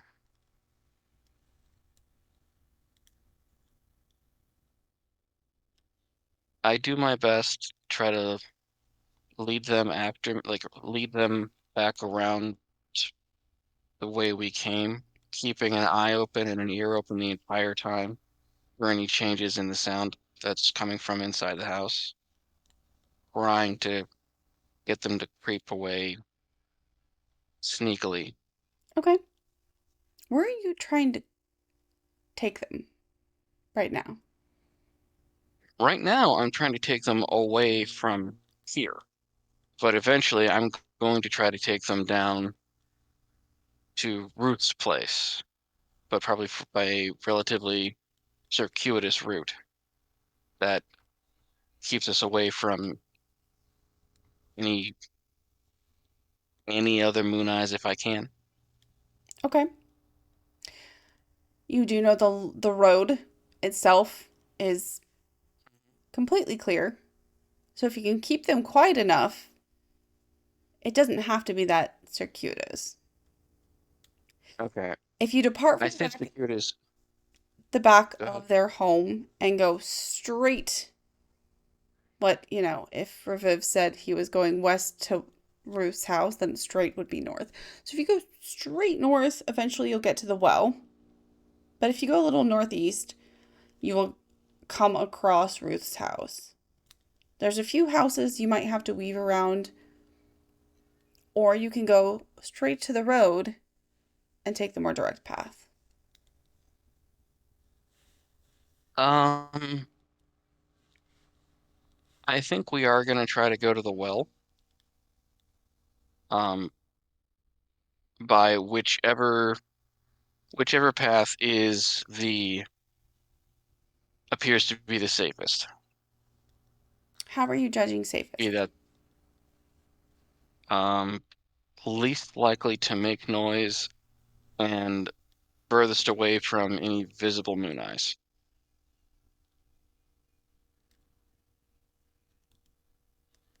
Okay. So you're going to have to make a decision. Least likely to make noise is the road itself. It's polished, it's generally free of pebbles. As long as you can stay on your feet, you're probably going to be quiet. The least likely to come across any other bodies, though, is to go basically parallel to the fields of the Masters and Hopper's farms Mhm. and straight back to the well that way. But the ground there is unpolished. There are loose stones everywhere. If it was just me, I might take my chances, but with the kids, I'll go ahead and take the main road. Okay, cool. So a child basically at each of your arms. You guys start creeping down the road. Roll me stealth, just for my records. I won't count the children against you. giving me one more chance to utterly mess this up. Well, on the occasion you do, just remember you can. You can, if you'd like, use an XP to re-roll, and you can spend an XP for other people to re-roll too, if you want to. Just if anyone Um, has some loose rattling around in their pockets. if it was just me, I'd be willing to do this, but since I have two children with me, I'm going to spend the XP and re-roll in the hopes that I can do better than a 3. Statistically, I believe in you.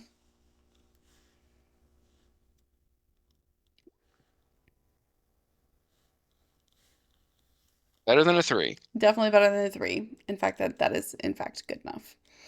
There are no obstacles on the road. The only obstacle is to keep the kids quiet, and they're scared enough that as they walk, they still have a finger over their mouths to silence themselves. So away you go. Ruth, you take off. You know exactly where you're going because this is basically town. Do you stick to the road to run, or do you try to just run through yards? Uh, Probably the quickest, most direct way. So whether it is, you know, running on the road or cutting through a yard or whatever, she's just, Just I booking it. need to get to my house the fastest, quickest, most direct way. Yeah, Okay, evens or odds?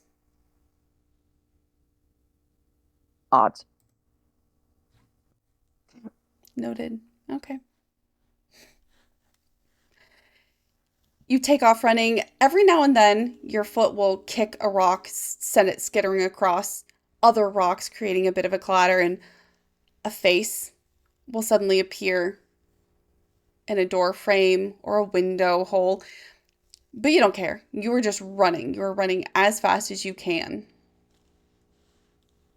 You skid to a stop as you reach what would be your house, and it looks a lot like your house if your house was made of solid stone. Inside the wide, uncovered windows, you see a bizarre version of yourself, smoothed over features, bright white eyes, white hair. Like you, but so wrong. You see small Thomas sitting on the ground, rolling just 2 balls across the floor. You see maybe somewhere in the back another flash of white. All of them, the moon-eyed people.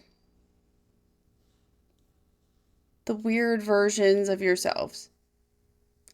Roll me perception.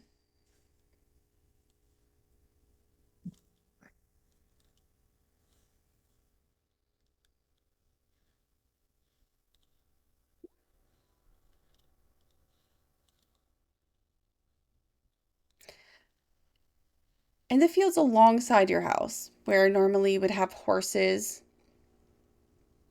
or pets, back where Raviv would normally park his cart, there's a fourth figure. Hard to see in the darkness because it doesn't seem to be as light or glow just as much. Darker hair, still casting a silver light. Pale skin, but not as pale. Eyes glossy and opal, gleaming the light. But just the most normal of mouths.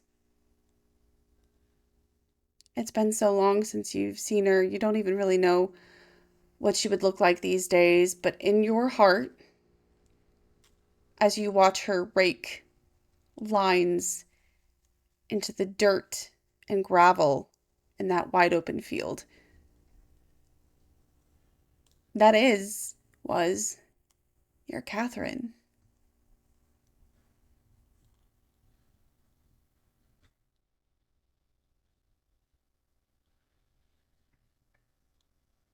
She was 3 last time she saw her.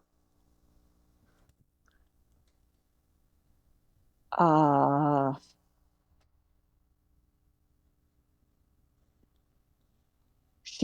Ruth is basically speechless and just initially when she came upon the scene, if when she saw the other self, she would look away, just thinking, "Hey, if I don't interact or don't see, I'll be safe or whatever, so I won't technically meet." And then basically, whenever Reviv comes upon her, she's just staring shocked at her daughter that she thought was dead. If you come across the bright, glowing figure that you know is Ruth, you stop just in time before you run directly into her. And just past her, over her shoulder, into the wide swath of darkness that you see, is that fainter figure.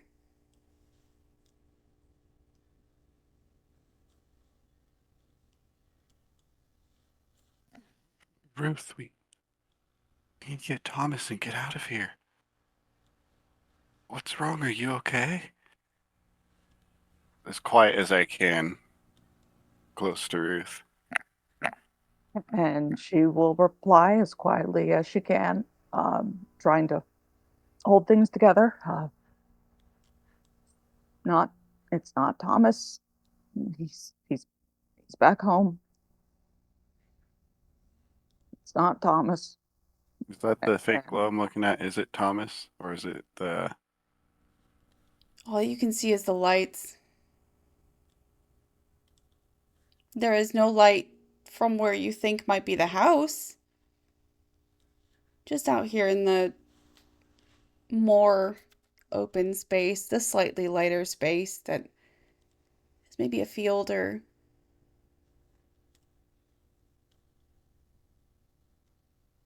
Well, I'm glad to hear it's not Thomas, but whoever it is, we need to get them and get out of here. And all of a sudden, this figure, this half Catherine, sets the base of her rake down and turns to face the noise.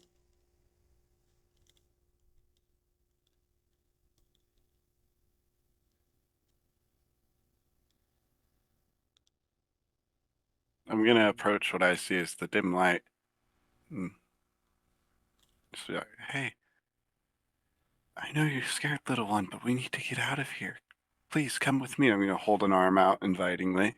Who are you? I'm Reviv. I've come here to help you, to get you out of here, to take you home. I can't see who you are now, but I'm here to help you. I don't know you.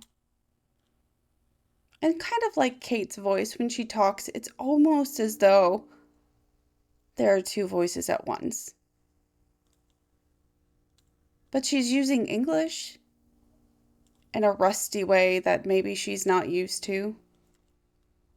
Her voice a little hoarse, a little quiet.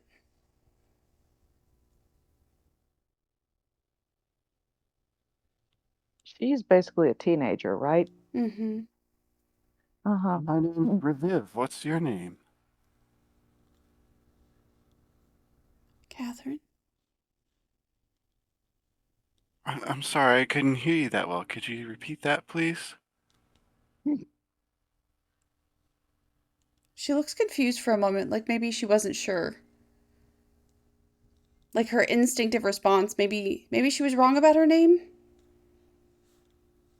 Her name's Catherine.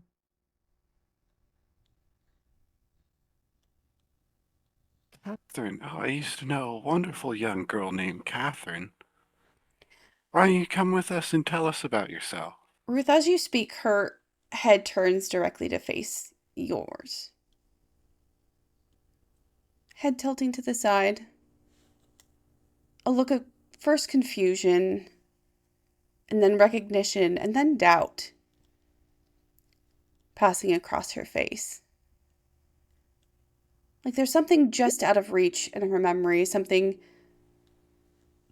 just beyond what she can actually grasp onto and remember.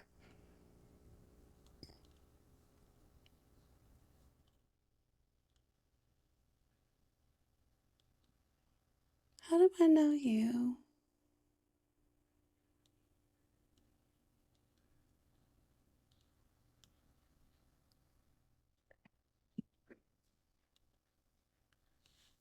Ruth is really trying to hold it together right now because she knows if she starts crying or screaming or anything, it'll draw attention, which is bad. Uh, she 11 years ago, you were taken from me, or I thought, I thought you, I thought you died. Uh, Ruth just sinks to her knees on and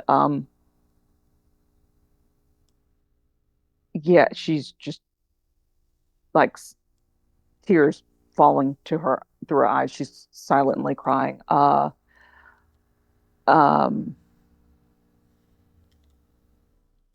yeah. It seems as though there's no real reaction for just a moment, as though she can't see. But Ruth, when your voice cracks, when you sink down to the ground as the rocks shuffle beneath your knees, they dig in through your clothing, you can feel the sharpness beneath you, but it's just echo. You're outside of your body for just a moment. When she hears the sound of your distress, her hands open and the rake topples over, and you hear her walking across the gravel toward you. A hand coming to rest on the back of your head. Not roughly, shaking just a little. Not cold, not damp like the pastor's hand. Just a little cool. Mom?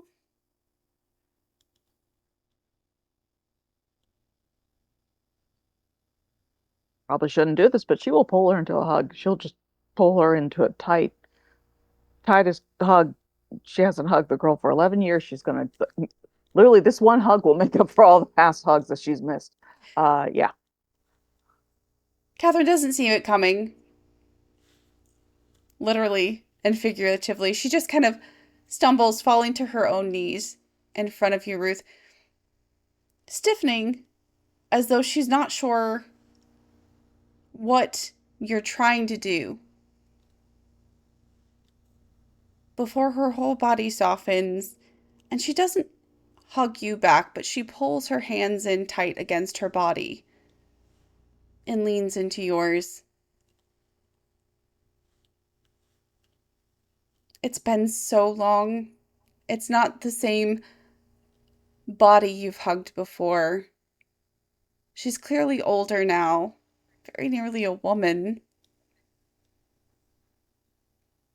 But as you sniffle and breathe, she smells like Catherine. You're Catherine.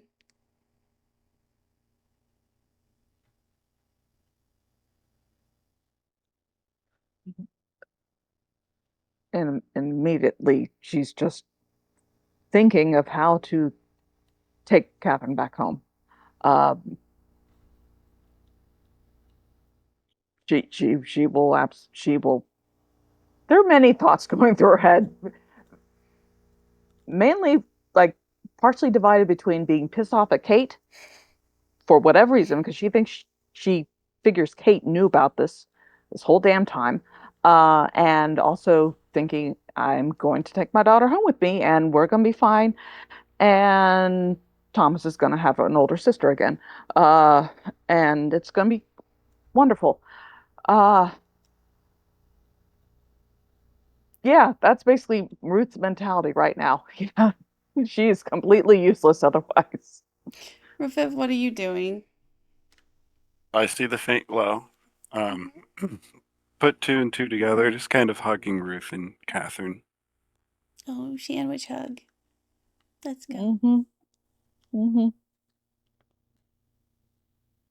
Catherine Look at seems this perfectly whole- happy to just stay in that hug as long as you'll have it. Ruth will eventually just start saying, I'm gonna take you home. I'm gonna take you home, and you can meet Thomas. She had never even met Thomas. Oh God. He's your younger brother. Uh, we'll get you home. I know, Thomas.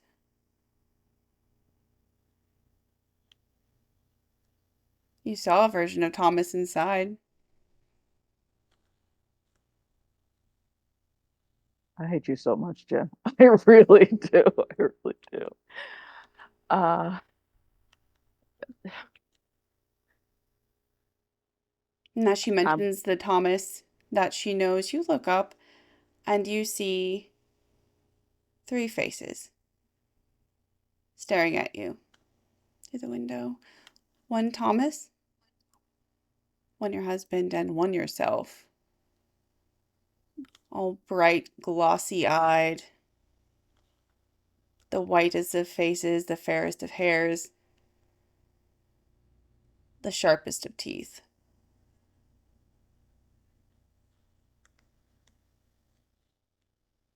their glances will be uh replied with by Ruth standing up and essentially flipping the 1800s equivalent of flipping the bird.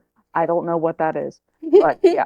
Uh, and she's going to start walking her child back to her home, i.e., they're going to get out of this damn cave.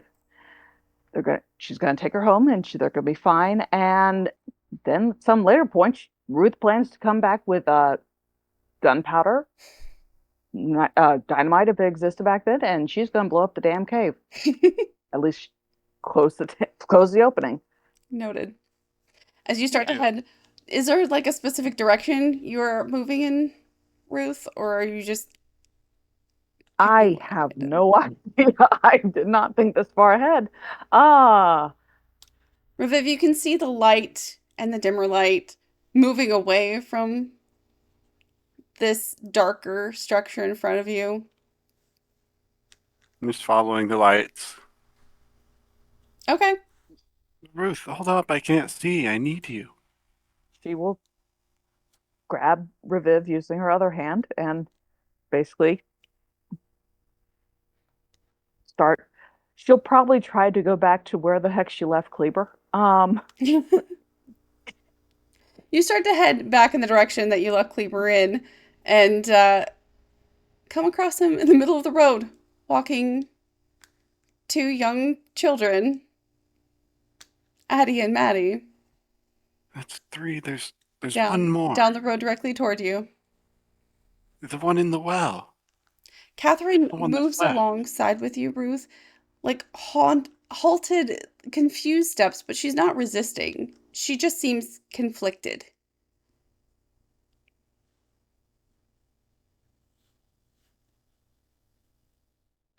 uh,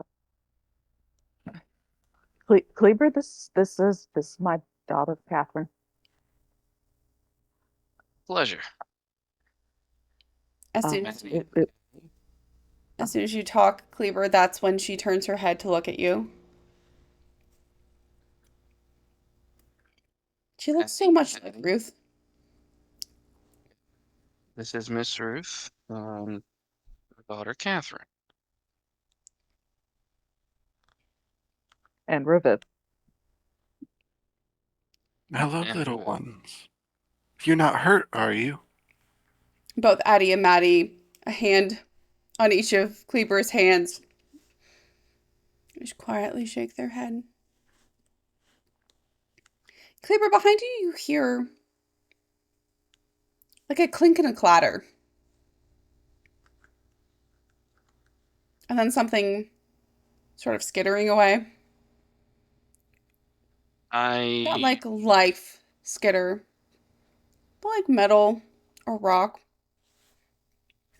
as best I can without jerking the kids around.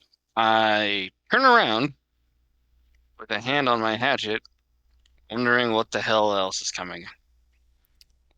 Looking back in the direction you were heading to, against the background of faint blue light, you see where the well should be is instead a pile of things, debris of some kind. And as you actually pay attention to it, after a couple of seconds, you watch something drop from above down onto the top of this pile, roll down, and land about halfway to the ground. Give me a perception. And anyone else who happens to look in the direction he's looking. I'm only seeing lights. I'm blind. Yeah, I'm blind. you see Middle something of the different. road. I'm sure if Kleber's looking in a direction that's different, she will look as well. So, because, yeah. Oh. Nice. Okay. Okay. Copycat. Mm-hmm. I already know what you see, Reviv. You're good. You see, off in the direction you were headed, or that Kleber and the kids were heading, is the third bright light. Kleber and Ruth, as you glance upward to see where this item fell from, you notice, squinting just a little bit, that the well from home is on the ceiling. Instead of built up from the ground, it's built down from the top of this cavern. And every now and then, some small trinket drops down from it onto the pile of debris, trash, things that have been lost. Treasure. A pile of treasure.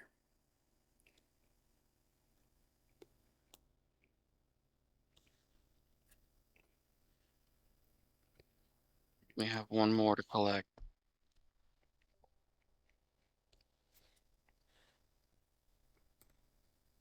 Where is he? Where's Lenny? Right over there.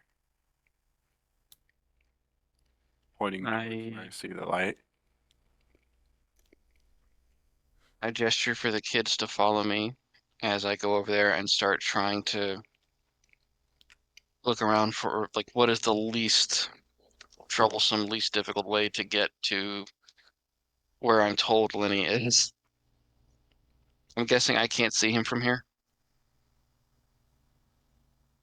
You don't see much between you and the well pile. So if that's the Okay. direction he's pointing in, there's not much space before the edge of the cavern. He's got to be around that point. And if these kids were used to playing by the well, maybe he's found the well again. Mm-hmm. The closer you get, you actually start to hear like the shuffle of dirt and rocks and metal.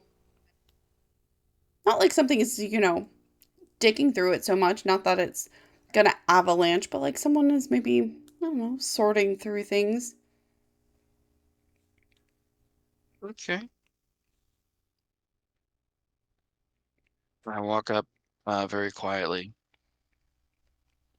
and place a hand on his shoulder with the other hand on my hatchet, like behind my back. Lenny?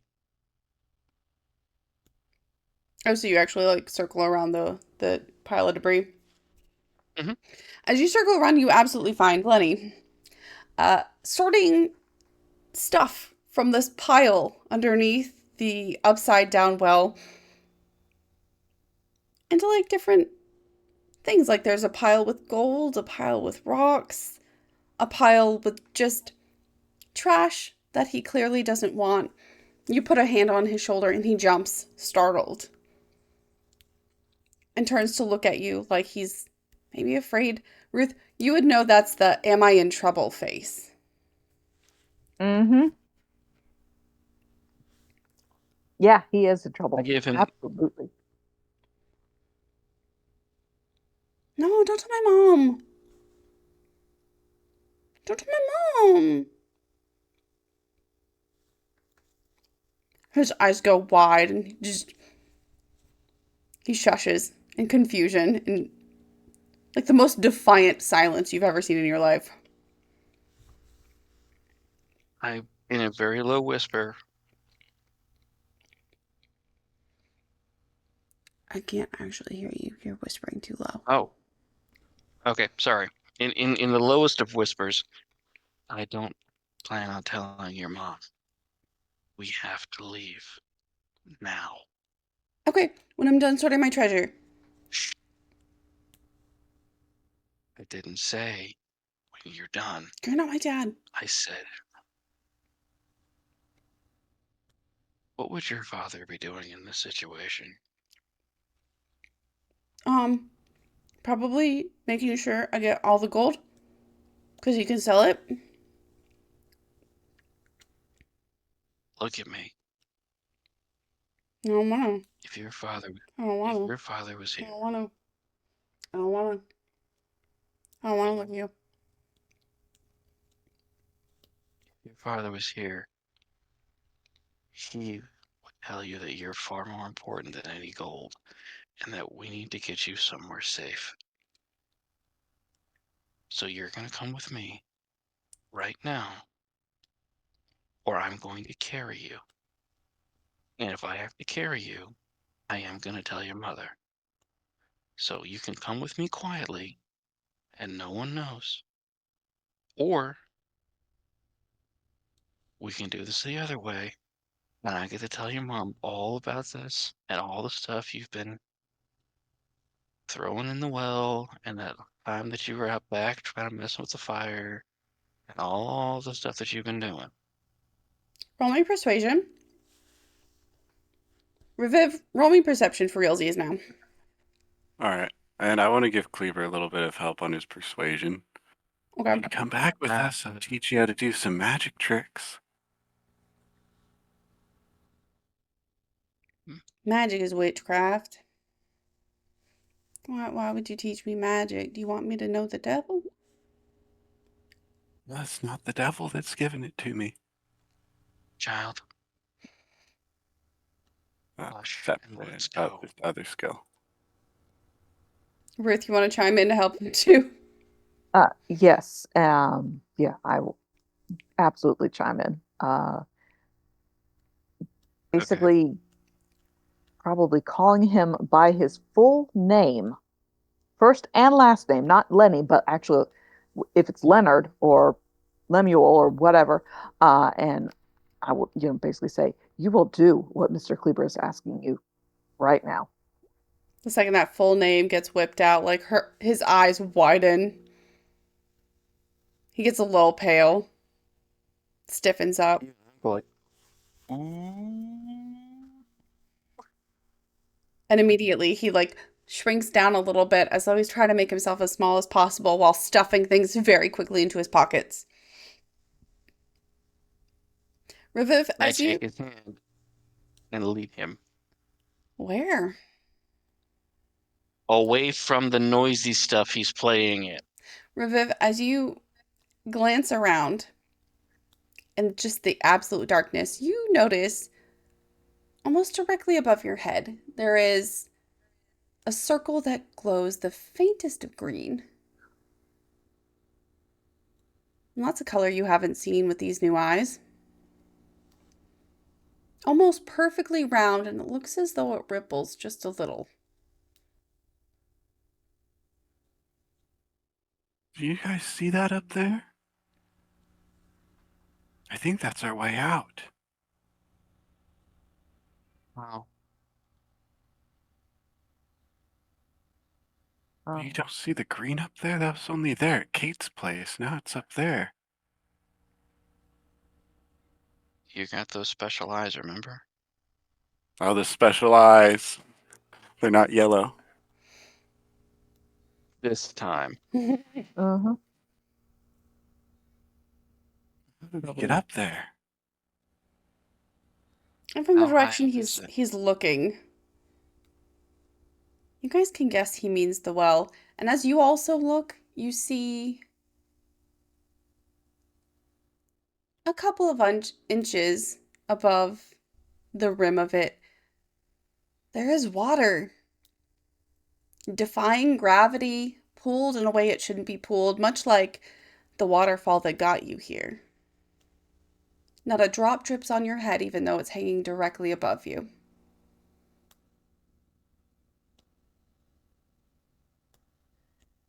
Does the trash mountain reach up there? Not quite, but almost. Is it Far enough to jumpable? poke a kid through if we needed to? I'd say so. I will absolutely yeet many children the well. I will aid in the yeeting. Yeah. It is. There's about 6 feet difference between the top of the trash mountain and the opening to this well. So what's the plan? You climb up Um, with the kids and all three push them up, kids first. I use my I was gonna say I just like reach up and grab the lip of it and you let them use me as a ladder. Okay. Okay. So everyone roll me. I don't think there's a skill you'd have a specialty in for this. So just roll me other skill.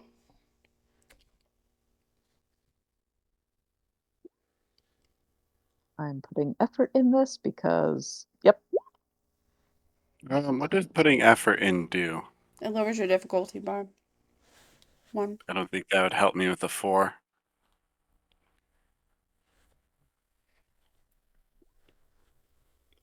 oh my God. All of you scurry up trying to yeet a kid upside down into a well. But the collective weight on that pile of trash just shifts it slightly. Trash just slides down the side, creating quite a ruckus. And all of a sudden, you see from Ruth's property and where the Swifts kids were the faintest, whitest outline of townsfolk starting to head your way.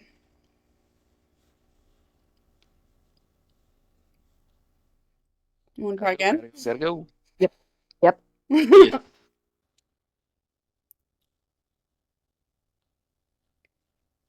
Yeah, I guess we're just rolling again, huh? Okay. Yep. Yeah.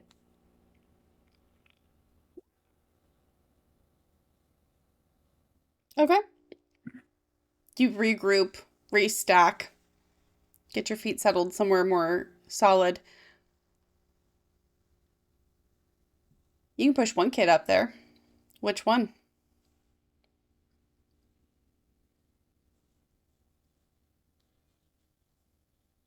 Well, Reviv's going for Catherine first.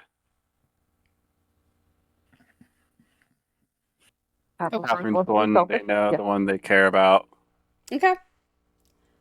Well, considering Reviv is the one who rolled high enough,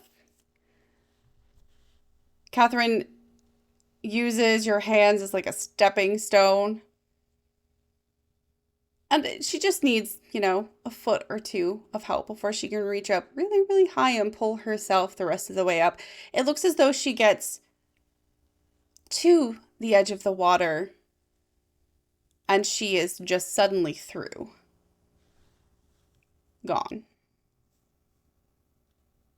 Well, we don't have much time. I can hear those things getting closer. Who's next? Come on. Are the shuffle of feet across shale. Roll again. You have 2 more shots before you're going to have to leave kids behind.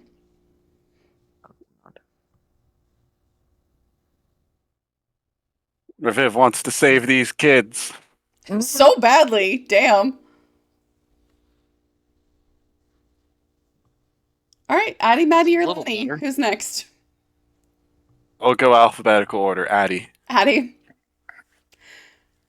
You have to lift Addie up a good bit higher than you did Catherine. But the second any part of her body touches that water, she seems to be just sucked backwards through gravity.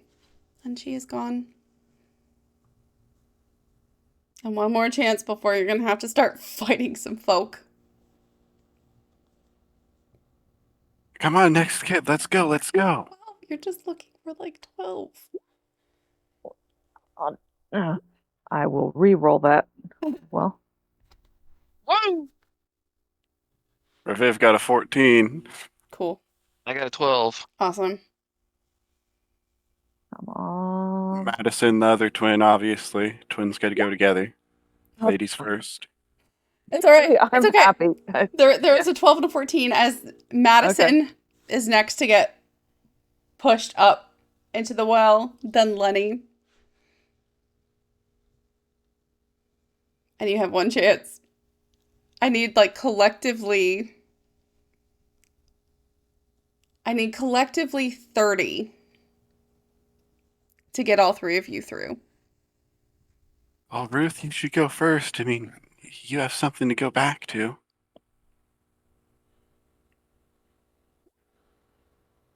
A 10. Okay. Hey, Damn it. Anyone who want to loan anyone some XP to reroll? I don't know. I mean, I'm going to use XP, but I'm not going to do it for a reroll. I think there might be something a bit better. Okay. What are you doing? I'm going to spend an XP to use Nearby Presence. Okay. You sense a magical entity close to you, offering to lend you a hand. They might ease your next ability, buy you some time, or protect you for a few rounds. Okay. Very smart use of that. mhm. As these figures start to pick up speed, no longer shambling, but running directly at you, even you can see, all of a sudden, Reviv, in the distance, the brightest light you've ever seen. Down around Kate's house.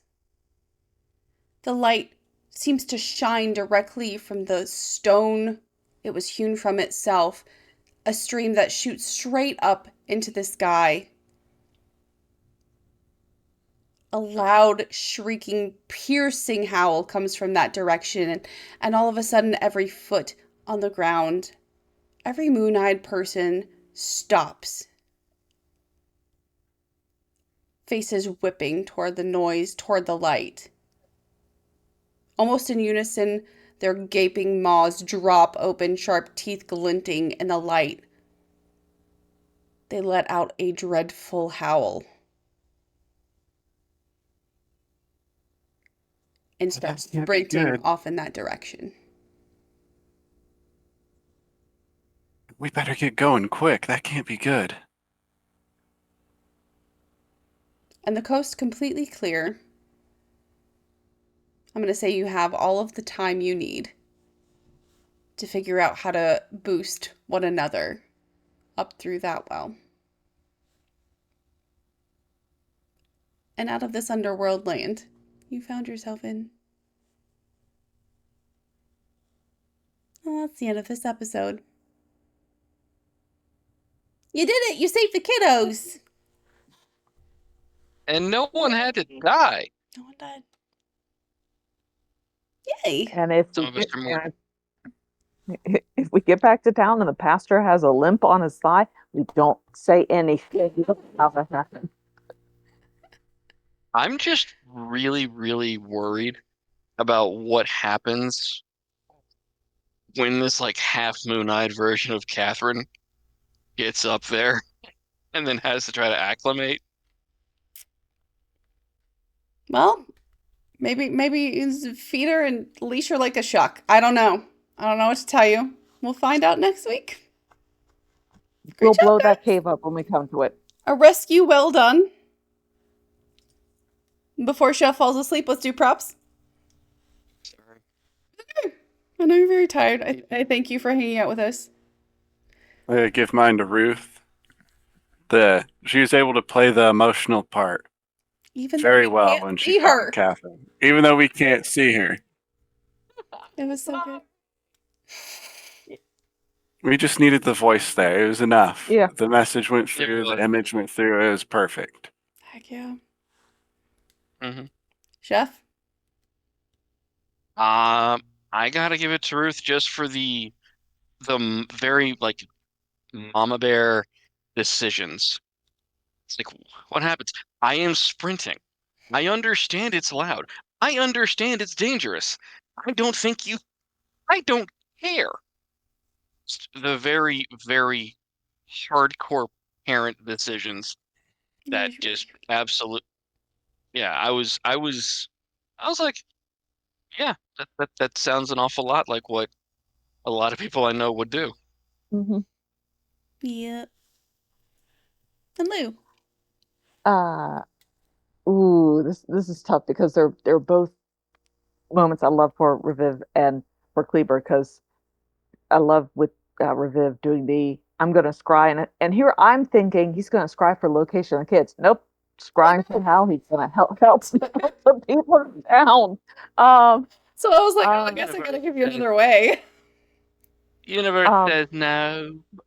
but I just literally like Cleaver's reaction to oh there goes Ruth and Reviv sprinting off to who knows where. I'm gonna look for the kids. Bye. Yeah, and yeah. Like, one of us has got to stay on task, I guess. Yeah. I'm sorry. I'll be the hero that comes back with all the loot. Yep. Yeah. I don't usually get to give props, but Lou, that was really good. Even though we couldn't see It you, really like was. you still were able to portray emotion. A really touching scene. Yeah. And plus you probably wouldn't have want to seen the death glare she was giving the other Kate. I mean she was so close to causing a murder. I would just basically say that. Yeah. And there will be discussions later on. Yeah. It'll be good. Yeah. Drama. Awesome.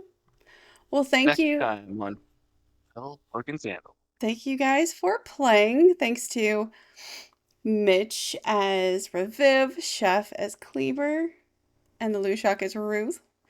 We appreciate you hanging out and making it this far, making it to the end. Hope it was worth it. We'll be back again next week with more Candlebook and Bout. Coming up on Friday on Twitch, we have Hell Week, our Vampire the Masquerade little mini series. Nothing bad has happened. My character hasn't gone into torpor twice. It's totally fine. Don't worry about it. And then again, Challenge accepted. on a Sunday on Twitch. Words left me. Sunday on Twitch, we have Resident Evil Everyday Heroes Survivors campaign run by our dear DM Daddy. If you have missed any of that, you can catch back episodes on YouTube. And if you're on YouTube right now, hey, what's up?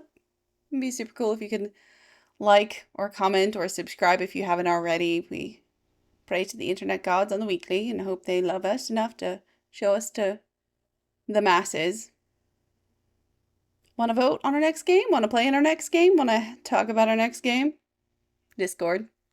We have one. Links below. And then finally, Patreon if you have $1 or two. We'd appreciate some help out with general operating costs and whatnot. But if none of that is your jam, hope to see you next week.